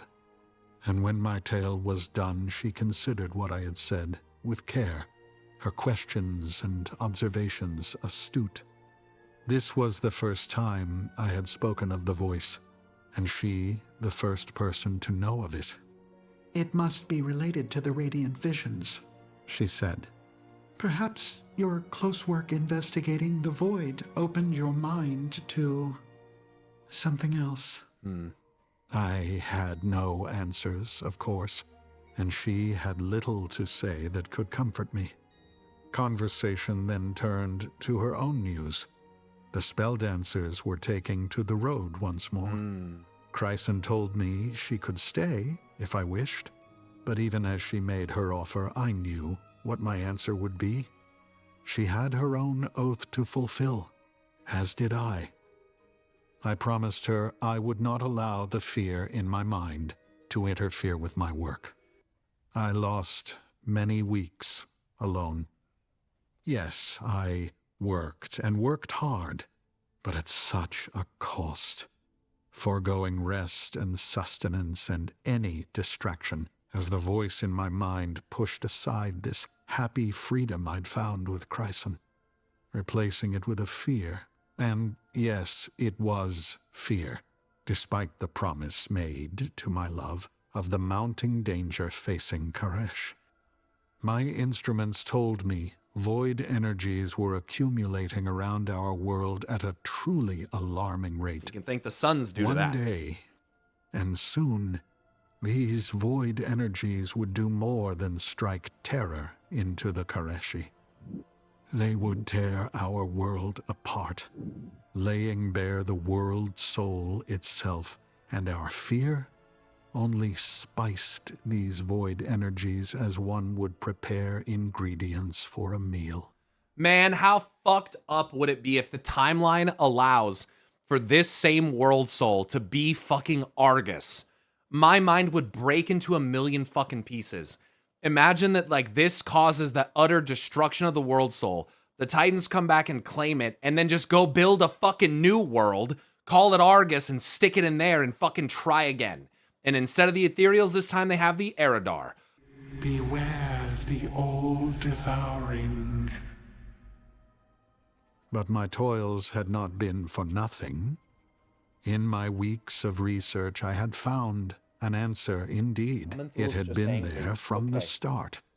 But only now had I begun to see it. I could devise a means of protecting Koresh and its people. I could save my world, but I could not do it alone. I needed the Ravel and the full extent of the world's resources to pull off this feat. I met with them regularly to keep them abreast of my progress, but as time passed, I saw how they looked at me, and perhaps I could not blame them. I was exhausted, but possessed of a feverish intensity even I could recognize as unnerving. The data was complex, decipherable only to myself, a poor salesman on my best day, and the work was not yet complete. Perhaps that was my greatest failing, that I did not give them the solution from the start. But I wanted to be sure, so I waited. And that wait cost me, and all the while, the voice. What was once a simple warning was now a strange poetry that pulled at my every thought. Walker, beware. The all-devouring is coming. After a long stretch of sleeping in my laboratory, barely emerging for meals, I returned home to find Chryson waiting for me. Seeing her was a glorious balm for my troubled mind. Leave all of it in, Jay. She embraced me and held me, and all I could do was stand there and weep. Been there. When I was finished, empty, she pulled away. Yeah, when he had I no more moved tears. to kiss her, and she pushed me back with a laugh. She prepared a bath, which was long and hot and wonderful. And I did nothing but succumb to her attentions as she scrubbed and washed the lost weeks away. That's love. That's love. Man literally has just been stuck in a fucking trance, locked in a fucking dungeon, researching and trying to find a way to save the fucking world. And he comes back and bawls his fucking eyes out in his lover's arms, just from the sheer pressure and exhaustion that he is dealing with. And she draws him a bath and fucking just pampers him and takes care of him. Like, that's love, dude. That's love. This guy is literally fucking spent. Nothing left. And she just, like, is there to pick him up, dude. Ugh. Then she drained and drew the bath afresh to join me in it, and for a time I forgot about the void and the Ravel. I bet you did. Chryson even managed to drown out the voice in my mind. I felt complete, whole. For the first time in weeks, I felt like myself. And it was because of her. And that's why you can't let go of this shit, Locust Walker. Wrapped in linens, we sat in the warm evening air and drank wine. Because if you're no longer doing it for Chryson, who are you doing it for? And she told me of the places she'd been and the dances she danced. Why she loved Koresh, even under the dark, void-touched skies, and why she loved life, and why she loved me. Reunited and restored to my former self, I felt emboldened, certain of my work and my data, certain that the solution I had found was the right one. Tomorrow they will listen, I told myself. They will have no choice. Chryson saw my mind wandering, of course. You must tell me what weighs on you. She breathed, a whisper of love and warmth, not of cold, echoing darkness. I took a breath, and Chryson squeezed my hand. Time is short, I said, and I know the name of the threat looming over us. Chryson cocked her head, concern evident upon her features, but she did not interrupt. It is called Dimensius, I said. It is a Void Lord, and it is trying to pry apart Koresh. That is why the World Soul cried out to us in the radiant visions. When this being will finally crack open and consume the world, I do not know, but it is soon. That is what my data show. The world will be torn asunder, and the Koreshi will die in darkness and pain and terror. I saw the change in Chryson's features, a hint of that fear I knew so very well, now taking root inside her. I grasped her hand close to me. But I can save Koresh. Her eyes were wide with wonder. You can stop a Void Lord? At this I shook my head. No, and I believe nothing can. Dimensius will pry the planet apart. It is an unstoppable force. But you said... I squeezed her hand. I said I can save Koresh, or most of it. The Koreshi will live. Whether the Void Lord will retreat from his meal, seek another target, I cannot know. I felt my love for Chryson grow in that moment. I watched a transformation in her. Her faith, her pride in me and my work and my oath, imparting a strength to her being as it did to my own. Very much sounds like the Sacred Flame. Very, very similar. She even laughed softly. What do the Ravel say? I laughed myself then. I have yet to tell them. Chryson pulled herself away and stood, her expression stern. Time runs out and you have yet to tell them. I sighed. It is complicated, my love.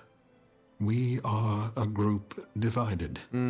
Some believe in me, but others call me Void Sorcerer, saying it was a mistake for me to join their company. I felt my shoulders slump. They are tired of problems and want for a solution, but they would smother such an answer in its cradle if I am ill-prepared. Chryson folded her arms tightly Such a crude and began to stalk phrase. the room from balcony to bedchamber, her feet kicking at the carpets as a spell dancer kicks at sand. I watched in surprise, awaiting a judgment I knew I deserved. If they want a solution, give it to them, She said, not pausing in her strides. If your calculations on the power of the Rishi ribbons are finished, then present them. She stopped then and faced me, but this time her expression was warm. You forget who you are. You are the Locust Walker. That is the oath you swore. That is your truth. She walked to the balcony and opened her arms to the darkened city beyond. We Koreshi are strong, all of us. But the world soul, it called to you. You listened, you worked, and you have the answer. You have championed Koresh even as the greatest among its number, humiliated you. Oh, man. Oh, the fractals work so fucking well. They would work so well, dude. Even as the greatest among its number humiliated you. You have championed it. And they have done nothing but tear you down. Fuck. Then turn to you in secret for help. You are the answer. I did not know what to say. No being had ever made such wild declarations about me, had possessed such unshakable faith in my worth. Chryson took my hands, pulling me to my feet. She kissed me gently. You can save the world, my love. That is your truth. I stared into her eyes and she into mine. I shook in her grasp, barely able to keep myself upright, and yet Chryson stood firm and proud, her strength a wonder of the world. And she was right.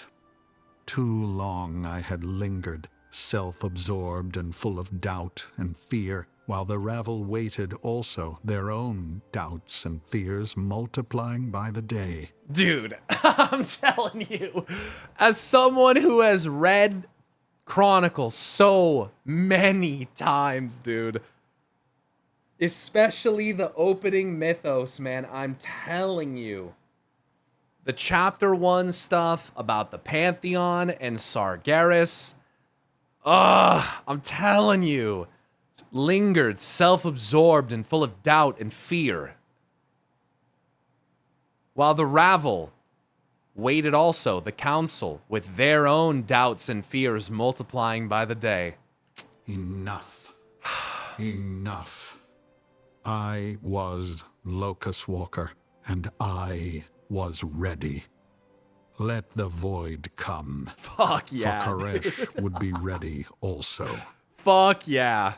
It's so On the way sick. to the ravel, with my final Let the report, void come. I found Nari and Kaiveza. Of the illustrious group, it was these two to whom I was closest, and I greeted them heartily in the market, only to see their open faces clouded with reluctance. I pulled back the hood of my cloak. The improvement in my form must have been obvious even to my companions, as both beheld me with some measure of surprise. Improvement in my Yet, form. I saw a grimace pass across Kaiveza's face, and I felt suddenly nervous. I clutched tightly the bound findings I was due to present. Must just be his demeanor. There is talk, Said Kaiveza, and then she stopped, her eyes falling to the dusty street. I knew this look, the same I saw at that last meeting of the oracles, so long ago now. There are some among the rabble who wish to distance themselves Nari said. from you and your work. I searched Nari's face as though the answers to any questions I had were etched there. Beware the all-devouring. This I know, Nari, I said. But what has happened? Why the warning now?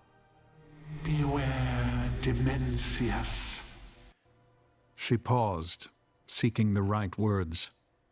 Your research is hard for the Council to understand. You also say that the approaching void energies will soon begin affecting the planet itself, but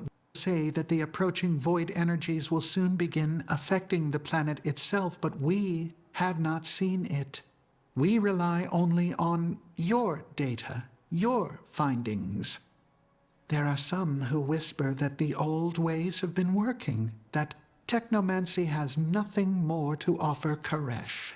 And there are some who want you out. There are some who want you out. Kai'Veza finished. They came to us last night, a delegation of those who wish to retract your oath.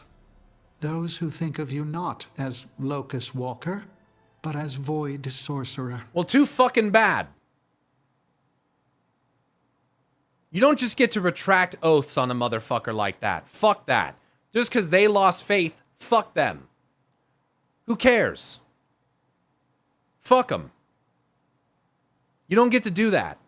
You gave me a fucking charge, I'm doing it. You can fucking deal with the consequences now. They appointed him to this position. They fucking wanted him to do this. And now they're just gonna fucking back out? Fuck that. They will be waiting for you. I shook my head, but Nari's urgent Fucking tone bitch made. bore into me once more. That makes me so Listen, mad. There is still time to right the course, but little of it.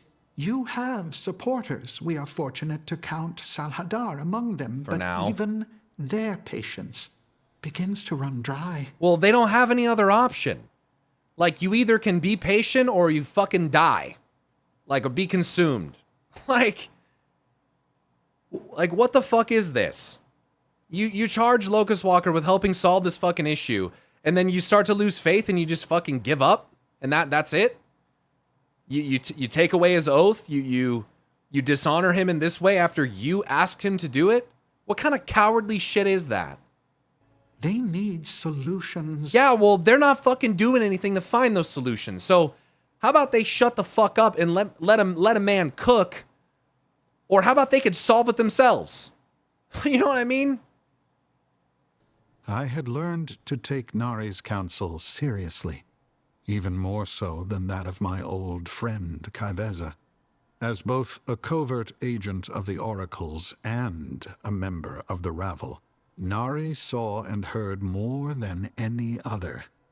People confided in her without even realizing it, and there was none with a better understanding of the current state of play than she. Beware the all-devouring. I have the solution, I said, and not without a little pride. But will they like Here, the solution? Look, the work is done. I am ready. I began to sort my papers until Nari stilled my hand with her firm grip. Beware, Dimensius. You are certain? Beware this Lord of the Void. I nodded. It is why I called the meeting today. He hungers. I bet he does. I can save Karesh. Nari and Kai'Veza exchanged a glance. If they spoke, I could not hear them. Lord for of I the was Void. listening to another voice entirely. At Chryson's urging, I had issued the summons later than usual, and to the Ravel's credit, they responded in kind. As I made my way to the guild hall with Nari and Kai'Veza at my side, I thought of their warning. Perhaps the speed of the Ravel's reply was not due to an eagerness to hear my solution, but To rather dismiss it. enthusiasm to witness my downfall. And despite the detour of my conversation in the market square, we three arrived at the meeting place well before the remaining members of the secret society, as I had intended. Casting aside my... And since this is all being done in fucking secret, they reserve the ability to just blame it all on him if it doesn't go right.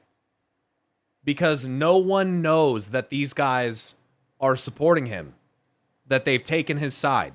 So publicly, they can just make whatever of it that they want to for their own benefit if it doesn't go the way that they wanted it to. How fucking ironic. Because I feel like I've heard that situation before as well. customary traveler's cloak, I welcomed my peers one by one when they arrived, noting with some pleasure the shock on their faces at the sight of me. bathed and proper, attired in my finest technomancer robes of gold and purple, the coronet of a nobleman of Manusa sitting on my brow.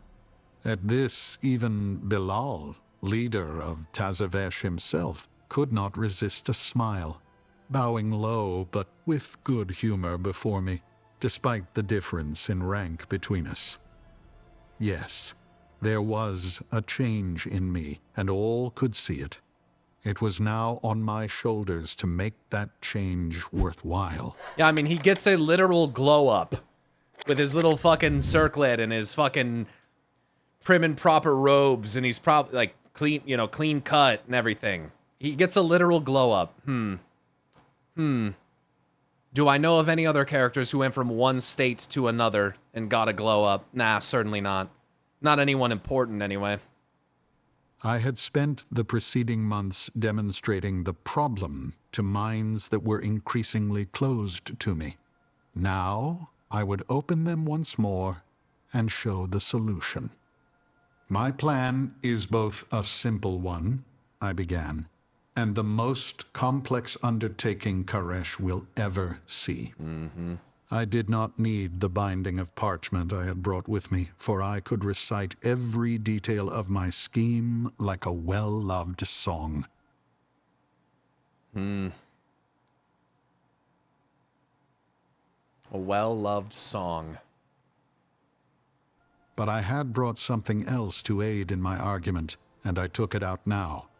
It seemed light as nothing, a mere strip of silver cloth, smooth, billowing with motion like a gentle river.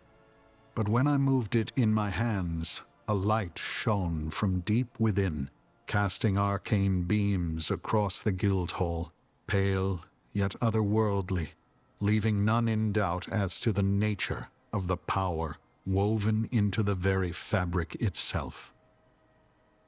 The Rishi ribbons are something we all know, I said. They are held by most of Koresh's leaders. I love how it also calls the arcane power flowing through them otherworldly. Oh, brother. How many people have been convinced that arcane and, like, ley lines and shit are some kind of natural occurring thing? Like, oh, brother. Come on. Yeah, totally natural that fucking giant, like, underground tunnels of fucking magical energy are running through the earth. Yeah, that's totally normal. The fuck, man? Symbolic of our ties to the ancient ways. What were the ancient ways? My God, I would love to know. Form part of our history, a reminder of our past. But I say to you now, they are also the key to our future. We know the arcane lives within them. Yeah, they could have been used for, like, mummification, and if they're arcane, then it's probably a form of preservation. Think like the trolls in the way that they preserved Dazar, but just with, like, magical wraps. But it is I who have found the secret to calling upon that power. I held the strip up above my head. Through devices of my design, these sacred artifacts can transmute any kind of energy into pure arcane power. Yeah, so this can effectively do the exact same thing as the Dark Heart, but with the arcane. Anything. It's interesting that the leadership holds them and are the people who work against him. It's like Electrope in XIV. Sure. Power can be harnessed, funneled through the cores of great reactors, the plans of which I have also drawn. Bilal stepped forward. I lowered my hands, showing the Rishi ribbon to him, and he studied it, although at a pace removed, as if he were perhaps afraid to touch it himself. Yeah, it's almost like he figured out how to tap into a microcosmic version of, like, a world core. Reactors. Indeed, I said. It is with these that we will power vast barriers of arcane magic. These barriers can be erected over every city-state across Koresh. Think about this. Imagine if you could build gigantic magical rings and imbue them with the same concept, you can erect massive barriers, not just around cities, but around worlds. Like, think about that. You could basically have gigantic metal-forged titanic rings that are symbolic, very similar to Rishi wraps, that just form a ring and inscribe upon them the same nature of arcane magic and build giant barriers around worlds.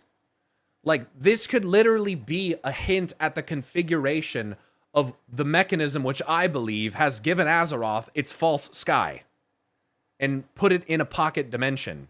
Because it exists, at least the world soul, I would think at the very least, but maybe grander than that, exists within a set of rings that may not even be visible to our eyes, that, like, are filled with arcane power that keep the fucking planet essentially inside of a giant barrier. And one of the only fucking artifacts that can see through it is the Eye of Aman'Thul.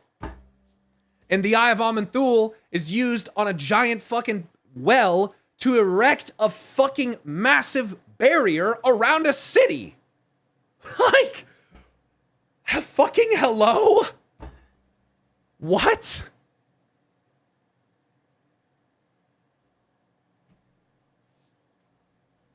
Impenetrable, inviolable, they will shield us.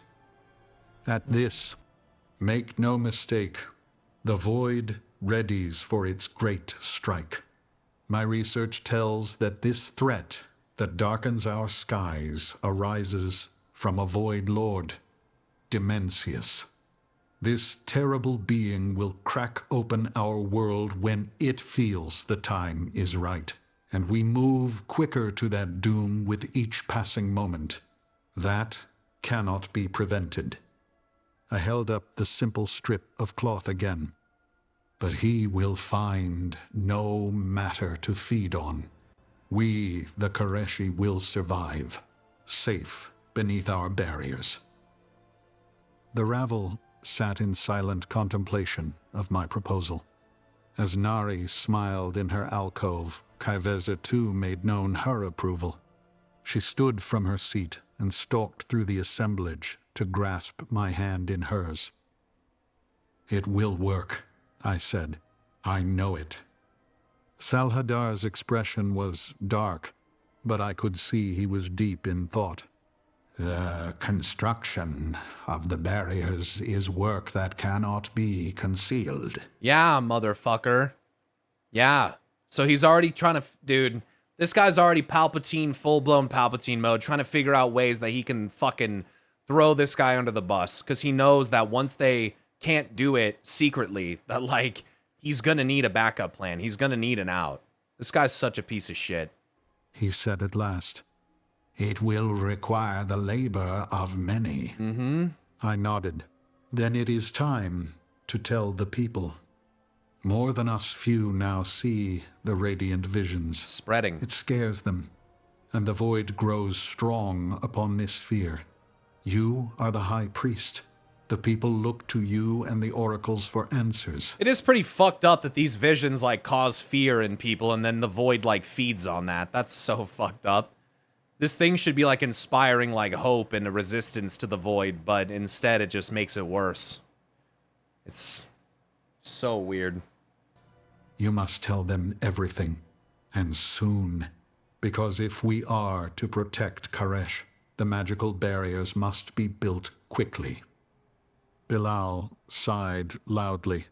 "The planning alone will be substantial, and the only one of us who truly understands what we are to build is you." Bilal glanced at Salhadar. "To coordinate such a project, Let Locust Walker lead." The group turned as one to Nari as she stepped from her alcove the only one that knows how to do into it. the light. The Ravel needs Locust Walker. That is why he joined us. She circled the room, gazing upon each member. We have no time to waste in argument, in debate. We need a leader, someone to direct our efforts and prepare our world for what is to come. She stopped before me. Our eyes met, and she repeated her conclusion. Let Locust Walker lead. If we follow his command, we can be prepared. There were mutterings around the group. Eitre's guffaws were the loudest, but I ignored her. The others bore frowns, but others nodded, and soon more were in agreement. Like me, they accepted Nari's advisement with a noted weight. Still, Bilal scoffed. Ridiculous. His eyes appraised me as though I were scrap from a junk stall. A technomancer of Manusa cannot command the High Priest of the Untamed. Salhadar winced as though in pain. And yet... You cannot agree, cried Eitres. The oracles... But he does the agree. oracles obey my command, said Salhadar. Perhaps. It was one of the merchant captains, Gezer. He spoke rarely at our meetings, but always with caution and careful thought. Perhaps if we study these plans Locust Walker brings with some care, He turned to me. if we could perhaps be better educated in your methods, the responsibility of these Rishi ribbons could be shared. Yeah, I don't like the sound of that really either. I get how it can be taken as him just trying to find ways to help and them collaborate, but I don't like that. It's like, perhaps we could steal your research and use this technology of the Rishi ribbons for our own devices. Like, nah, bro. Fuck you. Kaiveza cut in. We waste time. You have heard Locust Walker speak. The void comes for us and Dimensius with it. We must act and act now. She stepped up to Salhadar, so close he flinched back from her forceful approach. Say it, High Priest. Give the word, and the work can begin. Bilal laughed again. The people of Manusa must be congratulated for their patience, Kaiveza, but here, your manner is less appreciated than you think. Enough. All attention was on the High Priest, his countenance stern. He looked to me, and so authority was conferred with but a simple command. It is done already. The ravel is led by the Locust Walker.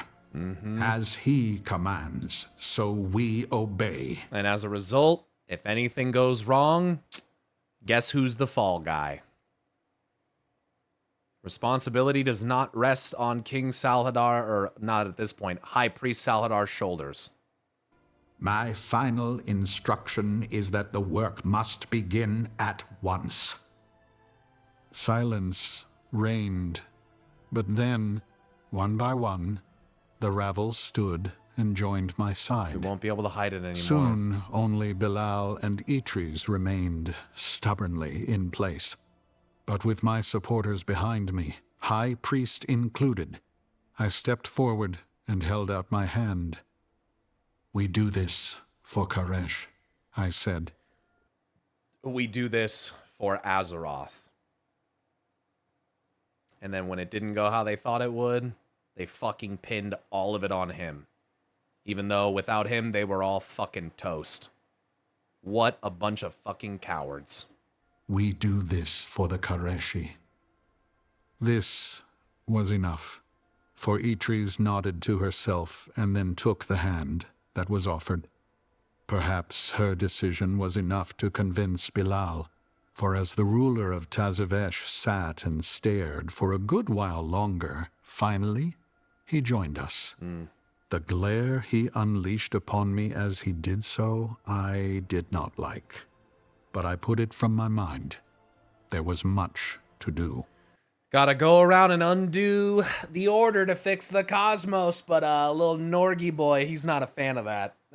Like I said, I'm just speaking in terms of fractals, but it's hard for me not to. I just kind of think in layers when it comes to this game's narrative at this point. To say that Koresh would never be the same again is to understate matters more than the mind can fathom. For the transformation of our world was both rapid and shocking. By order of the Council of Oracles, driven in secret by my leadership of the Ravel, all effort was made to build my proposed arcane reactors, the Koreshi taking new oaths to commit their paths to this great work. New oaths. As the world labored, the voice from the void continued to speak. At first I tried to ignore it.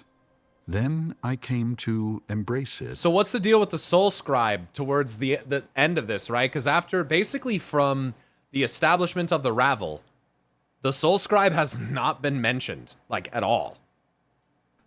For I knew I heard it for a reason. It was foolish to ignore the warnings it provided, which also served to strengthen my resolve. It was the voice that told me the time was coming, that Dimensius was close, that soon the void would caress the shores of our world before the Void Lord swallowed us whole. In truth, there had been dissent among even the people, though perhaps that understates the feeling. Tazavesh and Manusa, Gestalt and Dervashna, and every city-state between was changed forever. So it sounds like there's 4 primary ones that they refer to there, which that could relate to the symbol that we see. You know, like the symbol is like the world, they're putting a barrier around it. The 4 is like the 4 major city-states, Manusa, Tazavesh. What the fuck were the ones he just said? In truth, there had been dissent among even the people, though perhaps that understates the feeling. Tazavesh and Manusa, Gestalt and Dervashna. Yeah, I mean, that's 4 right there, so maybe that's what these 4 orbs kind of represent, is like 4 massive barriers that were erected around 4 cities, or the 4 cities and all the smaller city-states between. I don't know, just another way of thinking about maybe why they have this motif, you know? And then together they worked on this huge endeavor. I don't know. And every city-state between was changed forever. The streets and canals, market squares and plazas became a maze of conduits and channels, pipelines and aqueducts that carried not water, but the throbbing, humming arcane energy of the Rishi ribbons from one great reactor to the next. So this power, the arcane then, as I understand it, on their world, comes specifically from the Rishi ribbons. Like, they're not tapping into, like, ley lines. This is power derived from the ribbons. So, like, understanding the origin of the ribbons and where that comes from is so critical into understanding the history of Koresh. I am fucking excited to try to figure that out. The entire system, a great web powering the barriers that defined our skies. That is such an insane fucking sentence, man. Isn't that just a fucking insane sentence? The throbbing, humming arcane energy from one great reactor to the next, the entire system a great web, fucking manifold, anyone? Powering the barriers that defined our skies. Dude, that is fucking insane. But public mood was quick to change. Rishi ribbons are just their version of our veil. Well, they're the power source. The planet's wrapped. Yeah. A web like we see on the Titan globes of Azeroth. Yes. And man, we have to put this video. Dude, we've been sitting on this for too long. This video where I describe this and talk about this at length, we have to put it out, dude. It's been too long. It's been too long. It literally discusses this. Not in this context, but like talking about the fucking the globe and everything. Karkora is saved from Dimensius by Ture because of their oath as well. then the largest piece goes to Argus. Yeah, and they sure are willing to make new oaths for how sacred they are. Because one day, the void shook the foundations of our world. Yeah, I know a sword that did that on Azeroth. That literally shook the foundations of the world. It was precisely as my calculations had shown, and just as the voice had promised. Sargeras was far too masterful a tactician to strike this place by accident. That sword was aimed at someone. It was precisely as my calculations had shown, and just as the voice had promised, shaking the foundations of our world. We had completed the job without a moment to spare. The arcane shield rose above, crackling to life and holding strong, whilst the dark power of the void crashed upon it like grains of sand in a dust storm.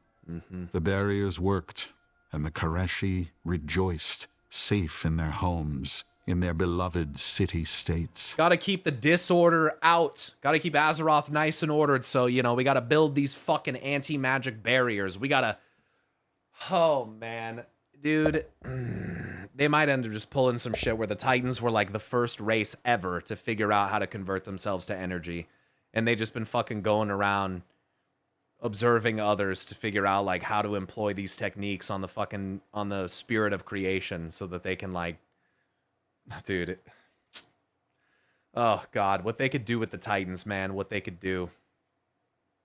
Titans steal the idea to create the manifold for Azeroth? I really think they're oversized constellars. Yeah, we must understand the nature of them. You've seen that, you know their form already. You were right to doubt them.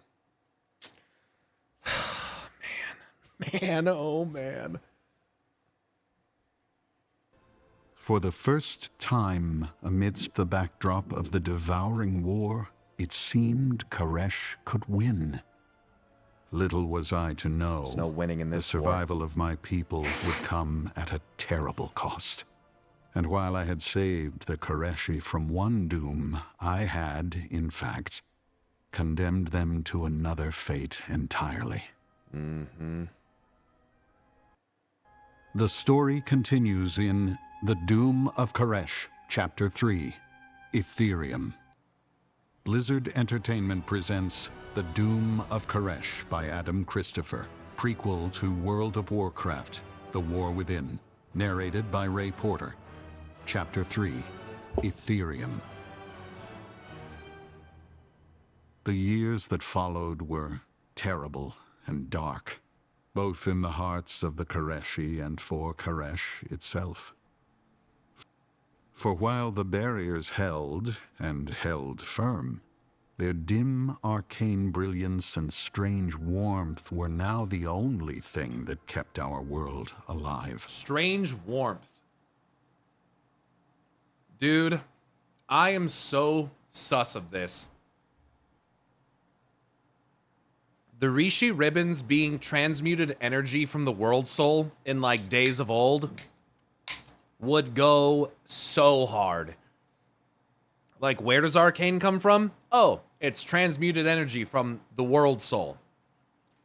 Oh. Yeah, they shouldn't provide it shouldn't provide any warmth. It's very strange. And what have the Titans tried to lead us to believe with things like Chronicle? Oh, the arcane is the blood it's the blood of the world. It's connected to the world soul. Okay, then what's Azerite? Ignore that. That's not important. Arcane is the blood of the world. Oh, okay, right. Where did it come from? Guess it must have been the world soul. Okay. Right.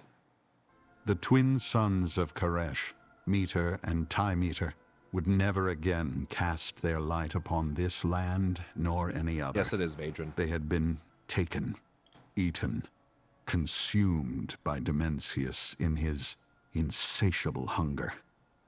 Koresh itself was now alone, trapped in the void, a prisoner of its terrible lord. There was, though, something still shining bright within our people, even if our future remained dark as the skies above. Yeah, and it's not from your sons, just like it's not from Beladar, and just like it's not from the Naru. What you should have relied upon was always within you. Because the things without have failed you. We had hope. Hope in ourselves and in the Council of Oracles, and the Ravel had hope in me. The void beyond our barriers raged as though a living beast, but the Koreshi found another kind of strength. Not content to spectate, they fought back. All aspects. They found courage. The untamed, the exchange, the testing, the architect, united as never before, battling against the unknowable void with spell and incantation, machine and ingenious device. The void was a shapeless and fearful horror, but the Koreshi spirit was fierce and undying. Their spirit. Something Dimensius, the Void Lord, could not anticipate. Nothing can. They whether they call it that or not, they subtly unlock that sacred flame. They subtly unlocked that little fucking kindling deep inside themselves that gave them hope and courage and the spirit to fucking fight back. Something that the darkness cannot account for. And so the barriers held, and what started as war soon morphed into siege. Yes, we were protected. Yes, life went on as best it could. But how long would we last? Because the truth was that the very protection we now relied upon came with a terrible cost. Those magical barriers of arcane might had saved our cities, but they were flaying our people alive. It was called many things at first, but soon all came to know it as simply the wasting. Yup. Skin peeling away, scorched to ash like in a great fire. And this could be along the lines of like what happened to the Titans.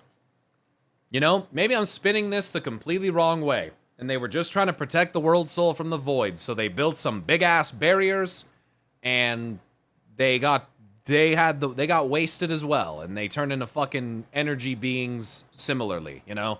And maybe they are fucking heroes. I don't know, but yeah. Perhaps my work, my calculations should have been questioned by myself. By Nari, who was ever present at my side. I bet she was. By the Ravel, who looked to me for leadership and guidance. Perhaps if they saw what I saw, knew what I knew, and suspected what I hid from them, I would have found a solution. The facts were simple.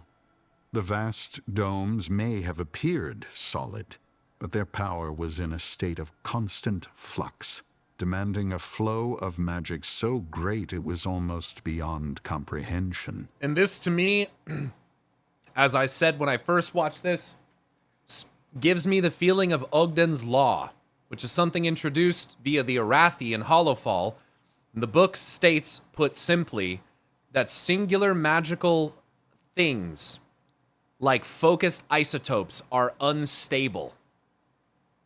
They're unstable.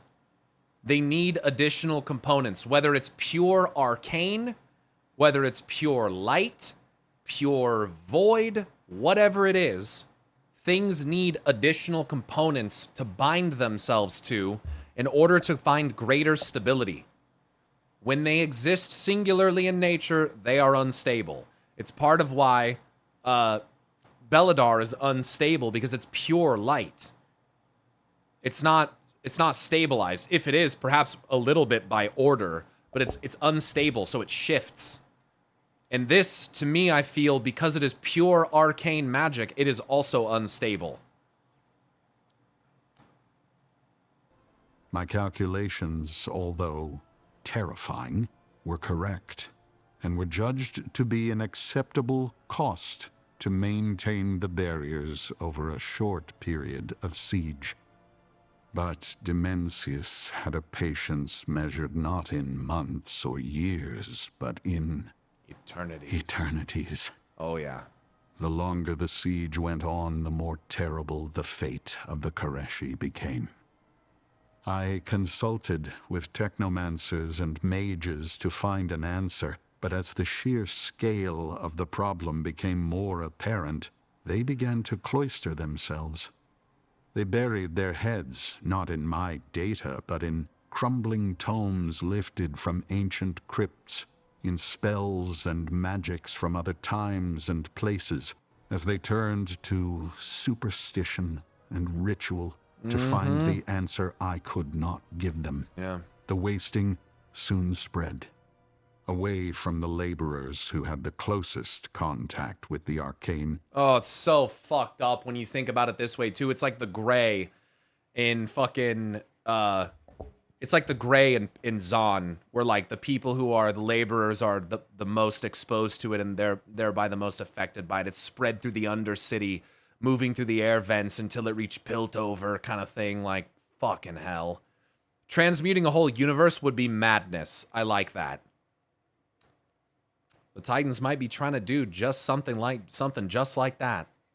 To the people of the cities. It would be, yeah, I would think it would almost be effectively like universal reorigination. Yeah. If anyone force breaks the balance in the structure, like Farim states, the structure may trigger its like failsafe, and it's not meant to endure. Nothing is eternal. Not truly. And yeah, I would like that. Selves. Bodies burned, twisted, shriveled, the flesh charred with no heat as And this is the unending flux of the barriers beat down on the people with the power of too many suns. And so this is obviously being likened to radiation. These people are effectively being subject to magical radiation poisoning. Burned with no heat, like the power of too many suns. It's radiation. The arcane is, I mean, it's irradiating them. All the Koreshi, from the oracles to the nomads of the wastelands, began wrapping their disintegrating forms in layered bindings. In time, the barriers protected city-states populated by faceless, featureless beings. The Koreshi were strong, but not that strong. This was a test like no other, and I feared the wasting would prove our undoing. The society, so carefully governed by the Council of Oracles, began unraveling like the bindings that now held our bodies together. Those whispers of dissent arose once more, but now, with a violence previously unseen among the city-states of our world. First, the wasting, and then chaos. You don't have to do that much work. Some who fought the void lashed their magics against their own kind. Parts of Tazavesh and Manusa, abandoned to the arcane reactors and the conduits that fed them, became battlegrounds. Oof. And I watched with sorrow as we descended into a sort of madness. The oracles, for their part, did exercise a firm hand. It was thanks to them and the Koreshi's deep commitment to their oaths that true anarchy was avoided. But even on peaceful days, there was a tension in the air that could be unbearable. But perhaps it did not matter, for I had made other errors in my calculations. The truth was the Rishi ribbons were perfect in unbearable. But perhaps it did not matter, for I had made other errors in my calculations. The truth was the Rishi ribbons were perfect in their ability to transmute any and all energies, including those of the void. So while they powered the barriers, channeling energy between the network So of they are converting void as well. Like, he literally just said that. arcane reactors that now covered Koresh. Their very nature meant the process was, of its own volition, happening in reverse as well. Such was the power of the void that every attack by Dimensius fed the reactors themselves. There you go. What mesh do you need to filter void for fucking fell? The energy absorbed by the barriers and transmuted by the Rishi ribbons through no design of my own.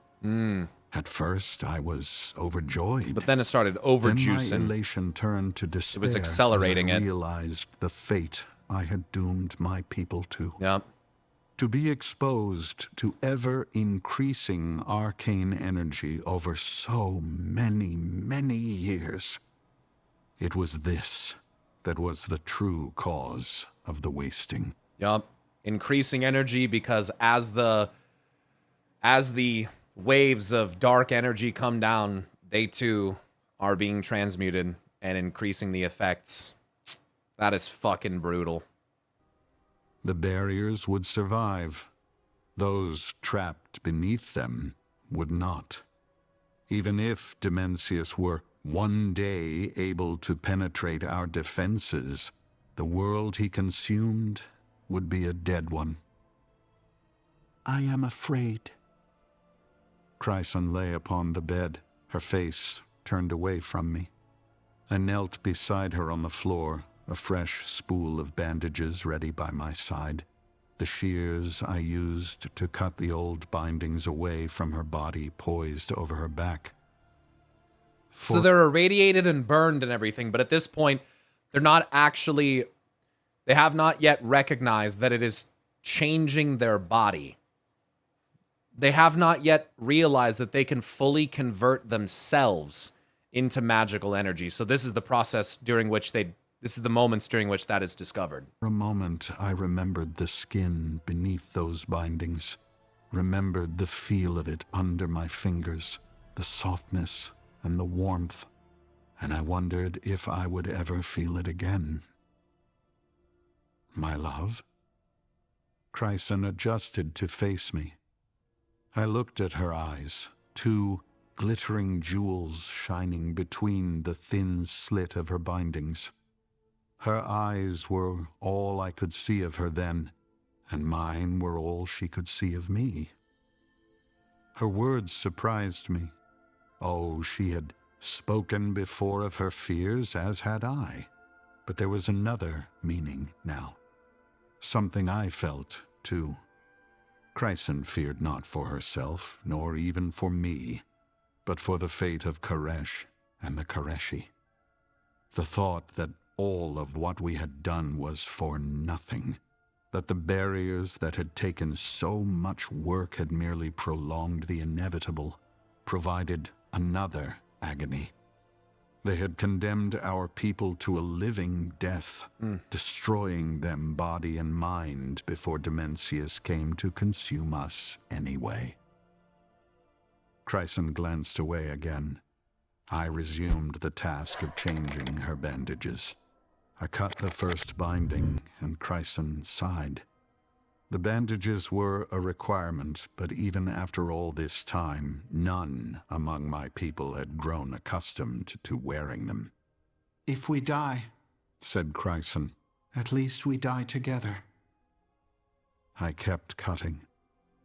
And at least we die fighting. She continued. You have served Koresh well, my love. The barriers have worked. I stifled a laugh, and surprised at my own reaction, I paused in my work. I have protected the Koreshi only for us to fight among ourselves, to die beneath the source of our protection. And in the end, the inevitable is but delayed. All of what we have done, I sometimes wonder why we did it. What's up, Carvian? We did it for us. Chryson turned on the bed and reached out with a bandaged hand to take my own and squeeze. We die as Koreshi, not as some terrible corruption of the void. That, my love, is perpetual torment. Agreed. You have saved us from that fate. At least we believe. And for that and many other reasons, I have long loved you. I heard something in my mind then. Not the voice. That I had not heard in many a month. This was a simple sound. A single note. No, a single thought. Drowning out all others. Ringing like a bell in my mind. I was fixed to the spot, unmoving. My eyes no longer on hers, but on her back. So who gets thrown into the Void Lord to power him back up? If I had to pick someone who I think would be the appropriate sacrifice to do that, it would be Locust Walker. Just saying. Like, finally gets to fulfill the duty of saving Koresh, sacrifices himself for his love, Chryson, for his home, for his people. I feel like Locust Walker would be the only choice for that. That if there needed to be a Velen-esque sacrifice, it's him. I feel that that would only be appropriate. Where the last layer of binding had been revealed, the cloth should have been dark, stained by the decay of the flesh beneath, but... And so obviously, as if it wasn't obvious already, they're flesh and blood. All the stars going out because the Titans aren't allowing the Void to create new ones, instead of them all being eaten by the Void. Yeah. They become Light Lords would confirm the Void Lords are jealous of Titans idea. Perhaps. Yeah, I mean, it is terrifying to think of it that way, that like maybe all the stars are going out. You know, it's like souls going and eternally languishing in the maw. Is that really how that's supposed to be? They just spread out through the Shadowlands, and eventually there's no more, like, souls cannot be infinite. Like, I don't believe in that. Like, they have to be sourced from somewhere, and conservation of energy is a thing here.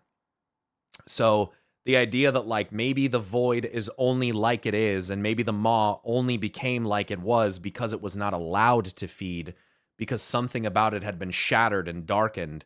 I mean, I love that idea. That, like, there was something, maybe some of the original entities of the light were shattered into a bunch of small pieces, and if that was Elune, oh my god, dude. Oh, the mother of stars and darkness. Oh.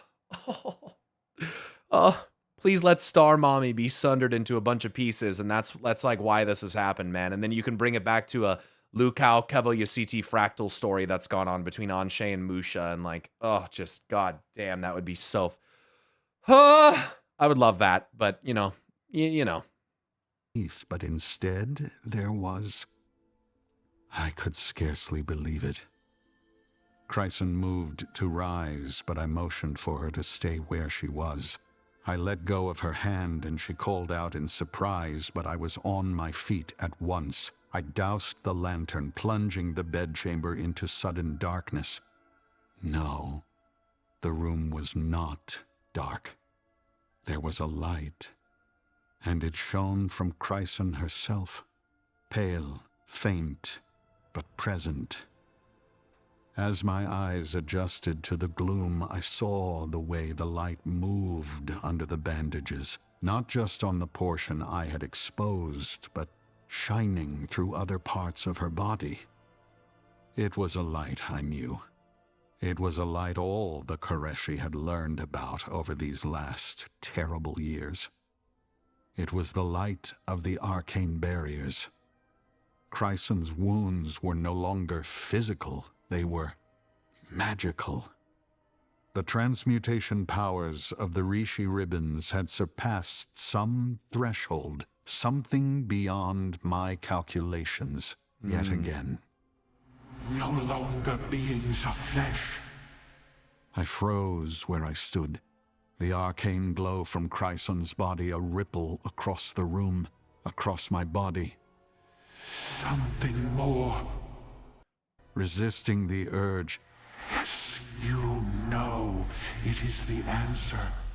to turn and face a presence I felt suddenly at my shoulder, but You know it, which was not there. but will your people listen? For the second time in my life, I knew how to save my people. So in this moment of discovery, Zalatath, whispering in Locust Walker's ear, convinces him to pursue this, and that the way that he could truly save his people is by making them immortal, by turning them into energy itself. And by doing this, they're going to reveal Demencius was no longer able to consume them. Because effectively, what was Demencius consuming? Physical matter. The stuff of the physical world, elemental energy, whatever it might, elemental physical stuff, right? He's eating the world, eating the matter. And what this implies about the world soul, I think, is very important. Because if the Koreshi could stave off consumption of the void by making themselves into energy in this way, then what is the world soul if not energy? And how could Demencius eat the world soul if it wasn't physically manifest? I knew how to save my people. Salhadar stared at Chryson. I was ashamed to have asked her here to show us her glowing flesh, to become nothing but an object of scientific curiosity. But she readily agreed to the task, and I was glad she did, for she was the proof that there was a future for the Koreshi, if not for Koresh. Salhadar waited alongside the rest of the rabble. We were a smaller group now. Many of our peers had succumbed to the wasting. That's fucking sad. Those who remained stood wrapped in their bandages, their robes and clothes of office their only true means of identification. As Salhadar watched, Chryson withdrew her unwrapped back and, as further demonstration, unwound her left arm. Her blackened tendons were crisscrossed with cracks like one of the ancient stone roads her people used to walk. Ugh. And from those cracks shone the light of the arcane. You are confident in your calculations. This was Kaiveza, and she did not say this as a question, but a statement. As always, she and Nari were by my side. I could not see Nari smile, not this time, but I imagined the warm expression was still there, beneath her bindings. I bowed to them, then turned to Salhadar. The Rishi ribbons are powerful artifacts indeed, I said, and they have one last secret to unlock. I looked upon the blank, covered faces of my friends. Do you not see? If we are beings of energy, we will not need this world. We may go wherever we like, anywhere in the great dark beyond. The Rishi ribbons will not only allow us to survive, they will enable us to become something more. Salhadar flinched at my words. He glanced at Bilal, but the two did not speak. While their expressions were unreadable, their body language was as obvious as an open grimoire. I pressed my case. The wasting is unstoppable. It is a byproduct of the barriers, an inevitable end to our people. But It's also interesting how they just show the ethereals and brokers right next to each other who clearly just have like different modes of like sustainment and completely different appearances. It's so fucking weird. I hope to learn why. what if this was not to be? What if we could live on? Are you really living anymore, Transmutation though? of energy, transmutation of the Koreshi. I say to you now, it is possible. I held up my hand and tore the bandages from it. The flesh beneath was almost mummified, barely clinging to the brittle bones. Ugh, yikes, dude. And like to me, this is madness. This pursuit of immortality is madness. But at the same time, what the fuck are they supposed to do? What are they supposed to do? So it's like a perversion of mummification using arcane. Why? How are we in space with no oxygen? I know magic, but what? I mean, yeah, it's a video game. But, yes, there it was. The glow of the arcane. Fainter than Christ. They still have like an atmosphere. There, nonetheless. We need not be tethered to our physical bodies. With the Rishi ribbons, we can transmute our very beings into ones of energy. We can live on, all of us, and our world too. We can forge a new Koresh and a new future, free of the barriers and beyond the reach of Dimensius. I stopped, and around me the rabble remained silent. I cursed the bandages we were forced to wear, Like, in my opinion, you've just convinced yourself that Ian is the problem of all the woes in WoW. So you've, like, come up with this idea that firing him just, like, solves all the problems. That's just, yeah. I will give him credit for the whole here's where I fucked up presentation. Here's where we fucked up. Bro, you're so fucking single designer pilled in your brain. Like, you think that Ian was apologizing for just what he did, right? Jesus Christ. He's the only person, right? I'm fucking done with this conversation. I'm timing you out. I don't want to fucking talk about it when you come back, okay? I gotta get through this fucking react, dude. I'm tired of arguing over this dumbass trivial shit. All right? Me from seeing the true reactions of the group. The fact was, I had no more to say. I knew the Rishi ribbons were the means to our salvation, yet I did not know how. In my mind, I felt ashamed, for I knew the precise mechanism would take time to solve, and the patience of my peers had worn thin. Then Nari intervened. It is a desperate stratagem, she said. The final gamble of a dying race. Salhadar and Bilal stirred, glanced Saladar. at each other once more. But Nari continued. it is our only hope.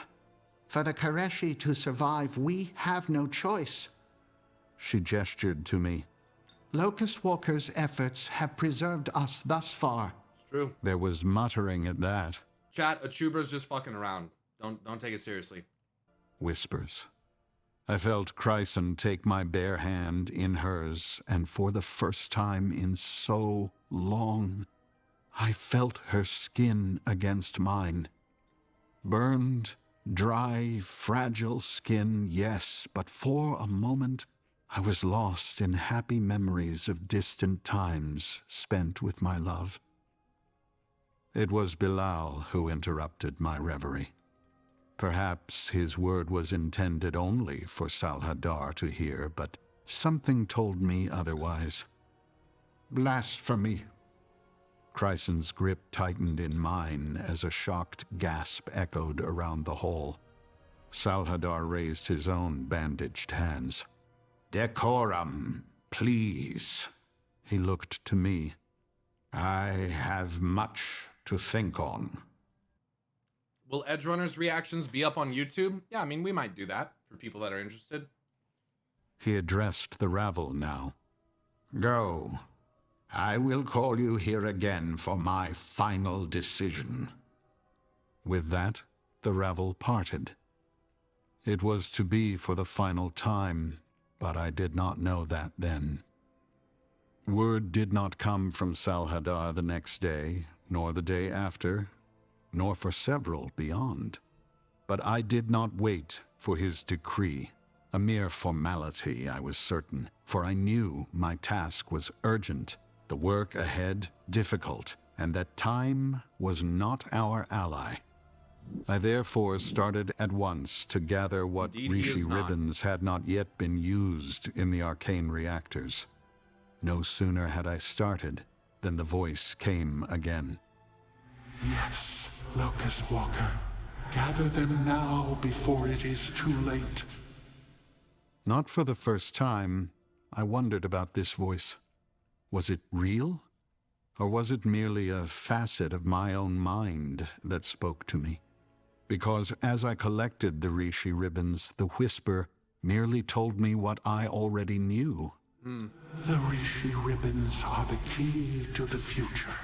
The time of the Paresh's ascendance is at hand. There you go, ascendance literally being used. I could not act alone, and it was to Nari I went for help. Her network of agents was a web that spread across all Karesh, and gathering the Rishi ribbons would take many hands. But it was upon the third day following that Nari returned with troubling news. Her agents had failed in their task. Whoops. Her network of agents was a web that spread across all Karesh, and gathering the Rishi ribbons would take many hands. But it was upon the third day following that Nari returned with troubling news. Her agents had failed in their task. Oh. The Rishi ribbons, already gone from their sacred holdings, gathered in number by none other than Salhadar himself. But she was quick to still my excitement. She doubted the high priest was taking fast action in preparation for what was to come. For on her journeys Nari had heard and seen much. There was rumor and intrigue. News whispered that Salhadar called himself High Priest no longer, that he intended to make a public address on the morrow. Salhadar was making plans. He always had been. And those plans, Nari said, did not feature the Ravel in their undertaking. Betrayer. I summoned Kaiveza and Chryson also, for I feared what was to come next Fucking and bitch, wanted her Amanthul. close. You know not what you have done, Amanthul, what I have seen. How long our conference lasted, I do not know. But before long, a bell sounded across the city. It came from the market square. And we four went with all haste to find the plaza alive with more bandage-wrapped citizens than I had seen together for some time. The news Nari heard had spread, it seemed, and not for the first time I cursed my dedication to my oath, which often cloistered me from the news of the world. The bell rang a second time, and there was movement on the balcony of the Market Guild Hall. Salhadar appeared, Bilal at his side, but there was another with them I had not seen for a long, long time. The fucking soul Soul scribe. scribe, Muttered Kaiveza into my ear. out from hiding at last. This Out was from true. hiding, huh? Mm-hmm. It's Eonar, Amanthul, and Norganon. These motherfuckers, dude. That's the fractal.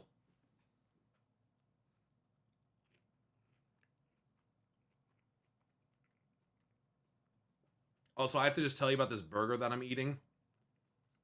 I'm having this, like, Hawaiian burger.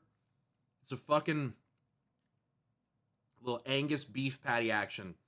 I've already melted on that bitch with bacon, lettuce, pickled onions, and pineapple. Holy fuck, dude. Holy fuck. This is so fucking good, dude. Holy shit, this is good. It is really good. Yeah. That sounds good. It is. Yeah.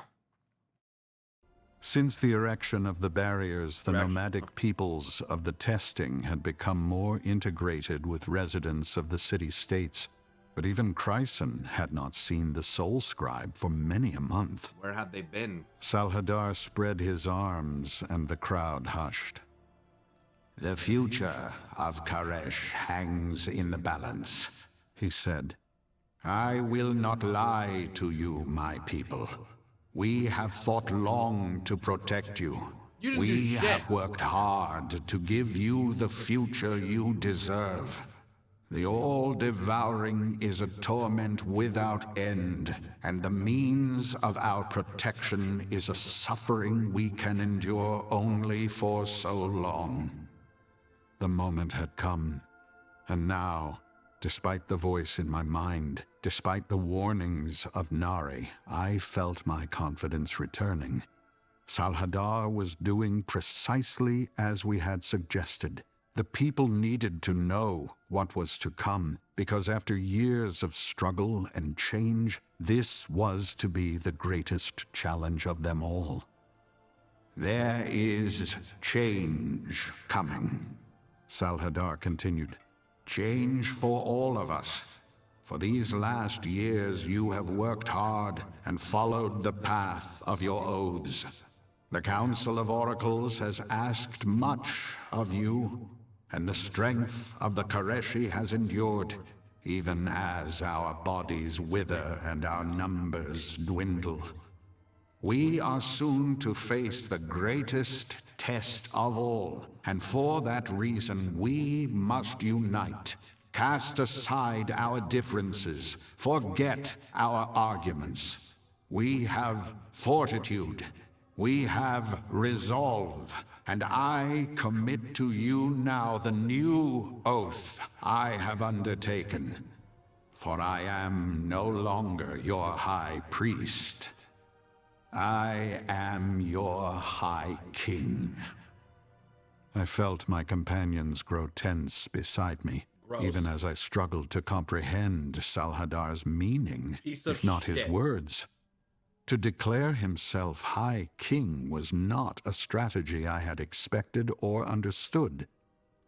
And as your High King, Salhadar said, there are truths I must tell you.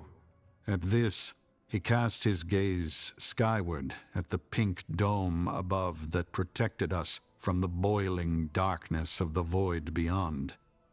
The barriers both protect us and condemn us. High King, High We Father. are trapped beneath them as the wasting destroys us. Piece of shit. He stepped forward on the balcony to look down upon his people. And Bilal. But the wasting was no accident, my people. Right alongside him. There were those among us who schemed and plotted, who designed this fate, who sought the doom of the Koreshi even as we fought for our very survival. Chryson's grip was tight in mine. I thought of my work. I thought of the preparations we had made, every breath taken to safeguard the future of our people, if not our world itself. I could scarcely believe what Salhadar was now saying. And there, on the balcony above, the newly declared High King was pointing a bandaged hand, pointing it at me. Yup. There stands the Locust Walker, he said. Void sorcerer, arch traitor. And there, his comrades, the leaders of a conspiracy that would gift this world to the Void Lord. And there it is, dude. High King, High Father takes command, paints the actual hero as the villain, and everyone in the fucking world, besides those who directly worked with him, label him a traitor and see him as the literal villain who has doomed them to this fucking fate. Just like that. Fuck Salhadar, dude. Actual piece of shit fucking coward. Fuck this guy. They and their friends have met in secret, plotted against us under the guise of saving Koresh. It is they who have undone us, my people. It is they who have deceived us. The wasting was by their design. They have betrayed us all with their blasphemy. And then I felt Chryson's hand pulling on mine. I turned in confusion and, yes, panic, caught in a sea of enemies as the people in the square rounded on us. Take them!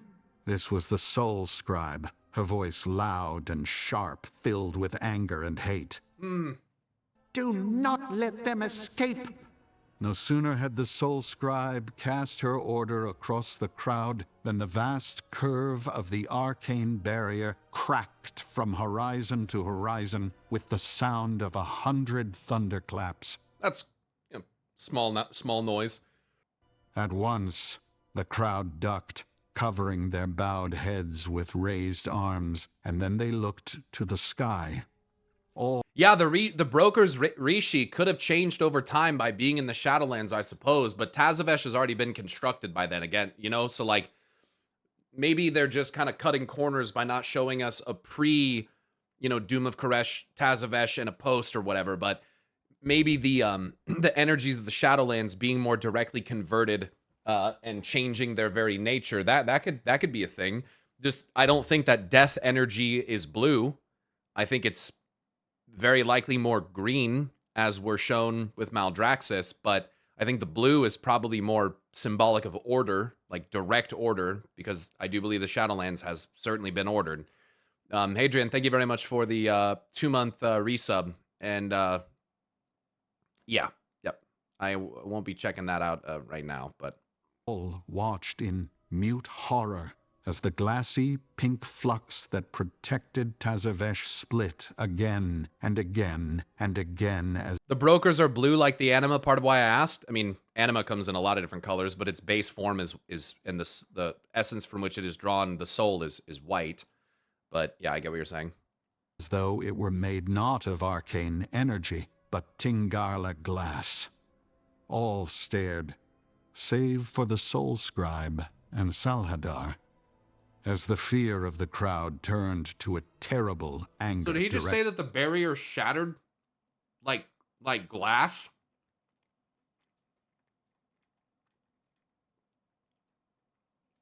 Watched in mute horror as the glassy pink flux that protected Tazavesh split again and again and again, as though it were made not of arcane energy, but Tingarla glass.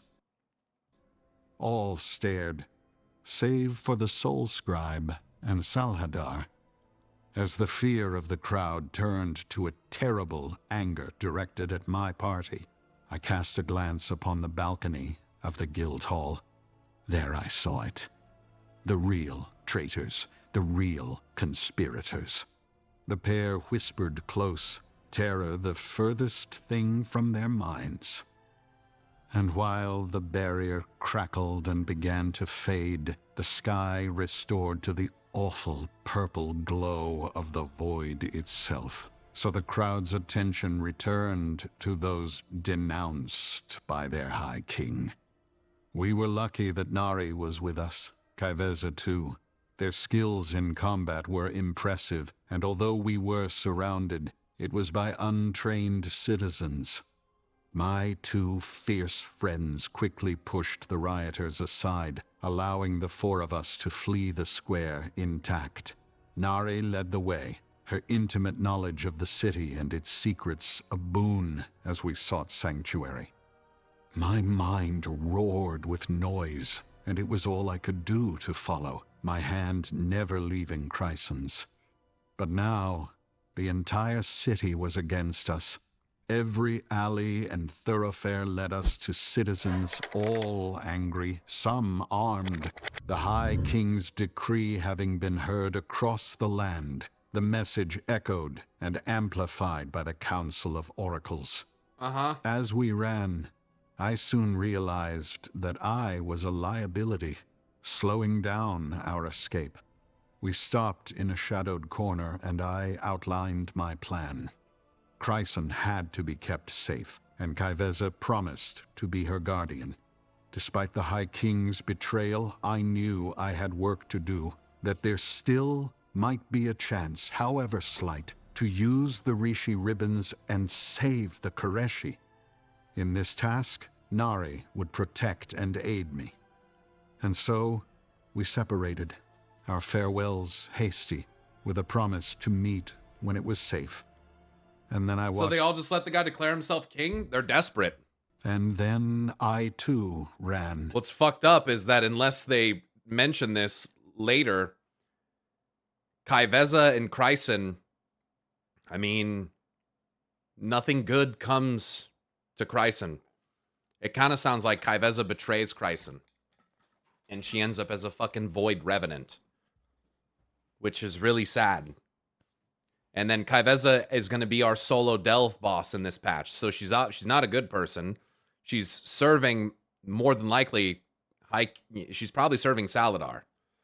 So through all of this, Kyveza betrays, probably goes back to the service of Saladar. Locust Walker's branded a traitor. And the love of his life dies and becomes a void revenant. Like, it's fucking awful. And Saladar and the Soul Scribe assume complete authority over the rest of the Koreshi. It's super fucked up. As all around us the city fell to riot, and the sky darkened, and the void roiled, and what hope I once had vanished, along with the barriers that protected us. And fucking Salad Bar lives On a on. high plateau of Telegris Rift, Ilaria Windrunner stopped in her tracks. And? Locust Walker turned from surveying the way ahead and drifted back toward his pupil. You have a question? I have many. Said Ilaria. Aren't you going to tell me what happened next? No, you gotta play that in the upcoming patch. 11.2 Ghosts of Koresh. Duh. Come on, Illyria, get with the program. Of course he's not going to tell you. You got to play the new patch. Get that sub going. Get back in here. Come on now. She's asking for spoilers. Yeah, right. Like, don't be asking for like hints from PTR and shit. Get in there and play the fucking game. Locust Walker paused. There is little to tell, Yeah, bullshit. He said, Nari and I succeeded in our task, eventually. Eventually. Ilaria sighed. I must know more than that. Must you? Locust Walker asked. The Rishi ribbons saved us. Our people were transmuted into beings of energy. Dimensius closed in and Koresh was consumed. There was nothing the Koreshi could do to stop it, but we survived. In a way. Mm-hmm.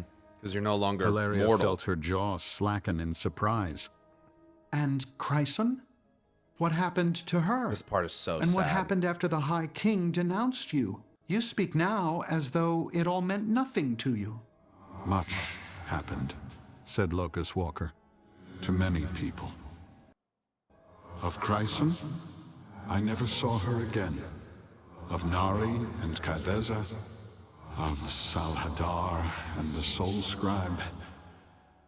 He trailed off. Ilaria looked firmly at him, her hands clasping and unclasping the grip of her bow in frustration.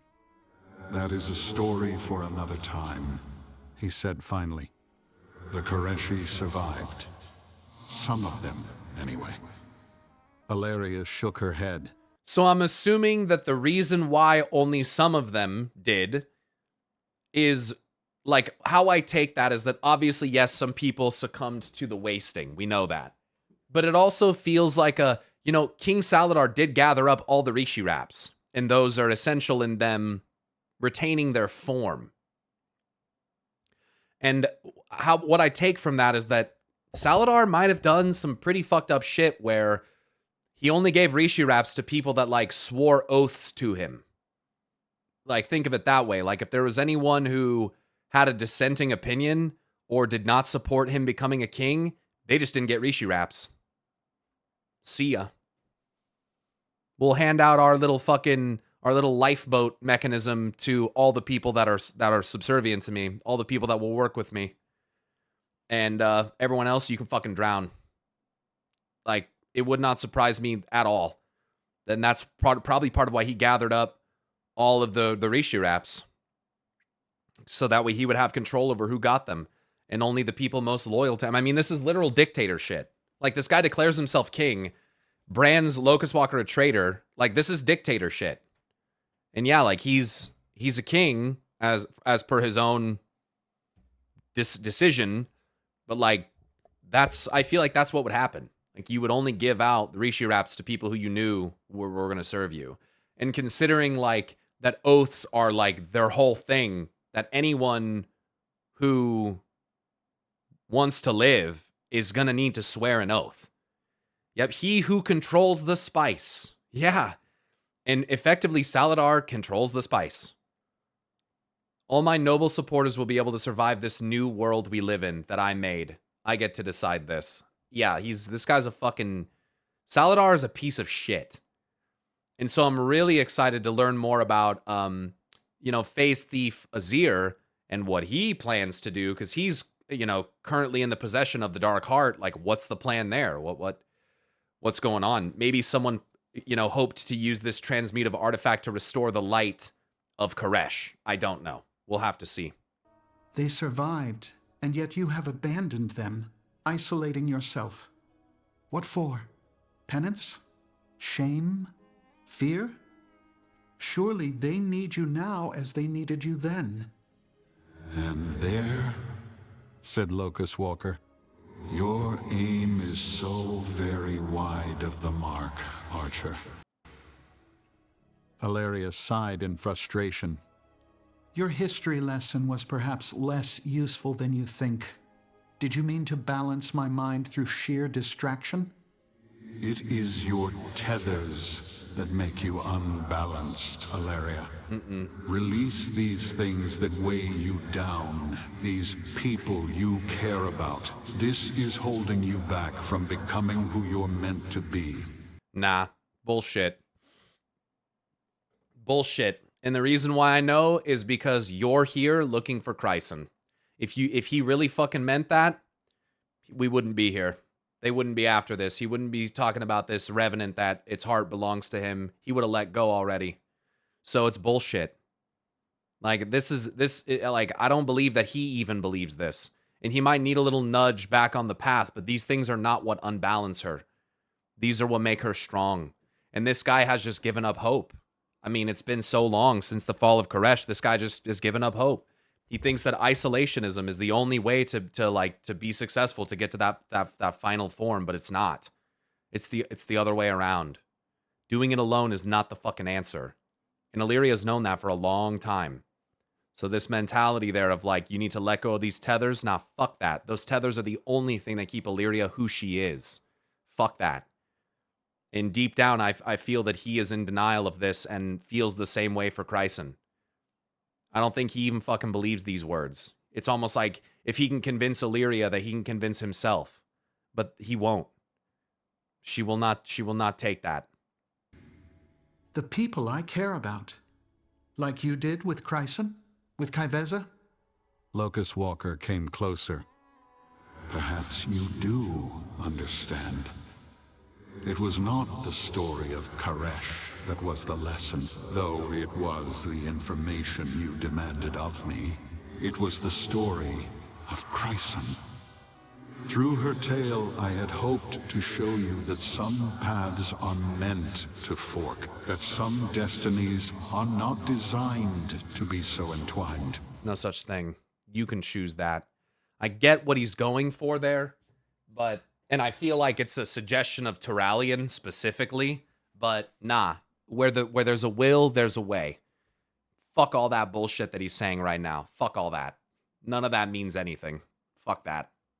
That some futures exist, but they must exist apart. Only if you choose it. To find your truth, you must see this and you must decide, balancing the good of your people, the good of your kin, against the good of yourself. Why must those things be balanced against one another? Like, again, I get it. Sometimes you have to leave something behind in order to move forward, but not like this. Not like this. Especially for Illyria, because, again, the thing that keeps her from surrendering to the Void is her love and conviction for her son, Erator. Not like this. Valeria stared at Locust Walker, trying to untangle his message. There was wisdom there, she knew. There is, but it's cold. There. Valeria spun. They were no longer alone on the plateau. They had found the Void Revenant, or rather, the Void Revenant had found them. The creature towered over them, a living, spinning storm of void energy, purple smoke like eddies of dark power rising from its armored shoulders. That's from already which armored. sprouted Interesting. 6 ragged, blade-like wings. Hunched over, its face hidden by a heavy iron mask. Which is just so weird.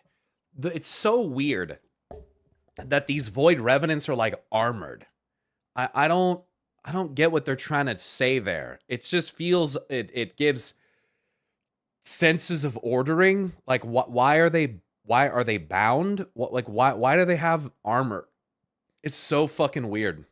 It's like when you see elementals that have armor on them, usually they're bound.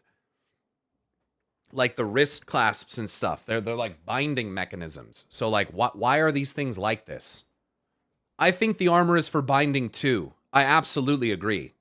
That revealed nothing but a gaping maw lined with jagged teeth. Glowing power rimmed its terrible form like a cursed hoarfrost that left spots dancing in Ilaria's vision.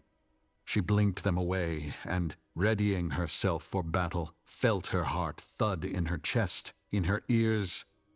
No. The sound. It was not her fear, her reeling thoughts. It was a voice, a whisper, calling out across the infinite distance of the twisting nether. The voice pulled at her, altogether alien and yet at once instantly familiar. Ilaria turned away from the creature. She saw Locust Walker behind her, hovering, motionless, his gaze upon the Revenant. As she watched, he held out a hand toward it, but the gesture was peaceful. What the fuck is communicating with Illyria right there? That's so fucking weird. Almost friendly. Locust Walker knew something about the Revenant he hadn't told her. It was a creature, he had said, more powerful than the others they had encountered, but the same in nature. Yet, how he knew it was on Telegrus Rift, why it was so important to dispatch, he had never said. The voice called again. In Ilaria's mind, it sounded like a woman's, although perhaps it was just an echo of her own. But could Locust Walker hear it too? So the voice is implied to be Chrysan's, and that Telogris Rift, floating here in the middle of fucking space somewhere, is... It's interesting how it describes as like that voice coming from across the infinite distance of the twisting nether. Almost like it's there, but not really there. It's very interesting. And again, makes me think of like the Draenor Outland kind of comparison that someone made early on. Very interesting. It's there, but not truly there. It's very intriguing. Was that how he knew the creature was here? And then the voice was gone. Voidwalkers, like elementals, only leave bindings behind when they die. The exact same things happens to the Void Revenant mask, by the way. Yeah. And it reminds me of, like, the Iron Revenant Mordekaiser, who is, like, spiritual energy bound to a fucking suit of armor, you know? And it's, like, it's just a binding mechanism to allow them to remain in reality. So the question is, who is doing the binding? How is that occurring?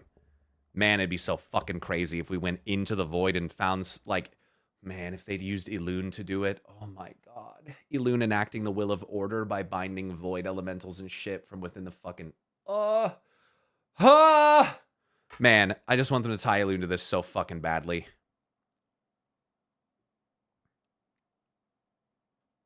And the sudden silence in Ilaria's mind rang out like a bell. Binding related to domination? Perhaps, yeah, order in general. The ability to control, bind, and command, it's all order.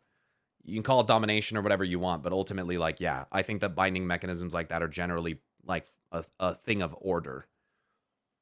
She glanced at Locust Walker, saw his outstretched hand curl into a tight fist. Now, He said, the time is now.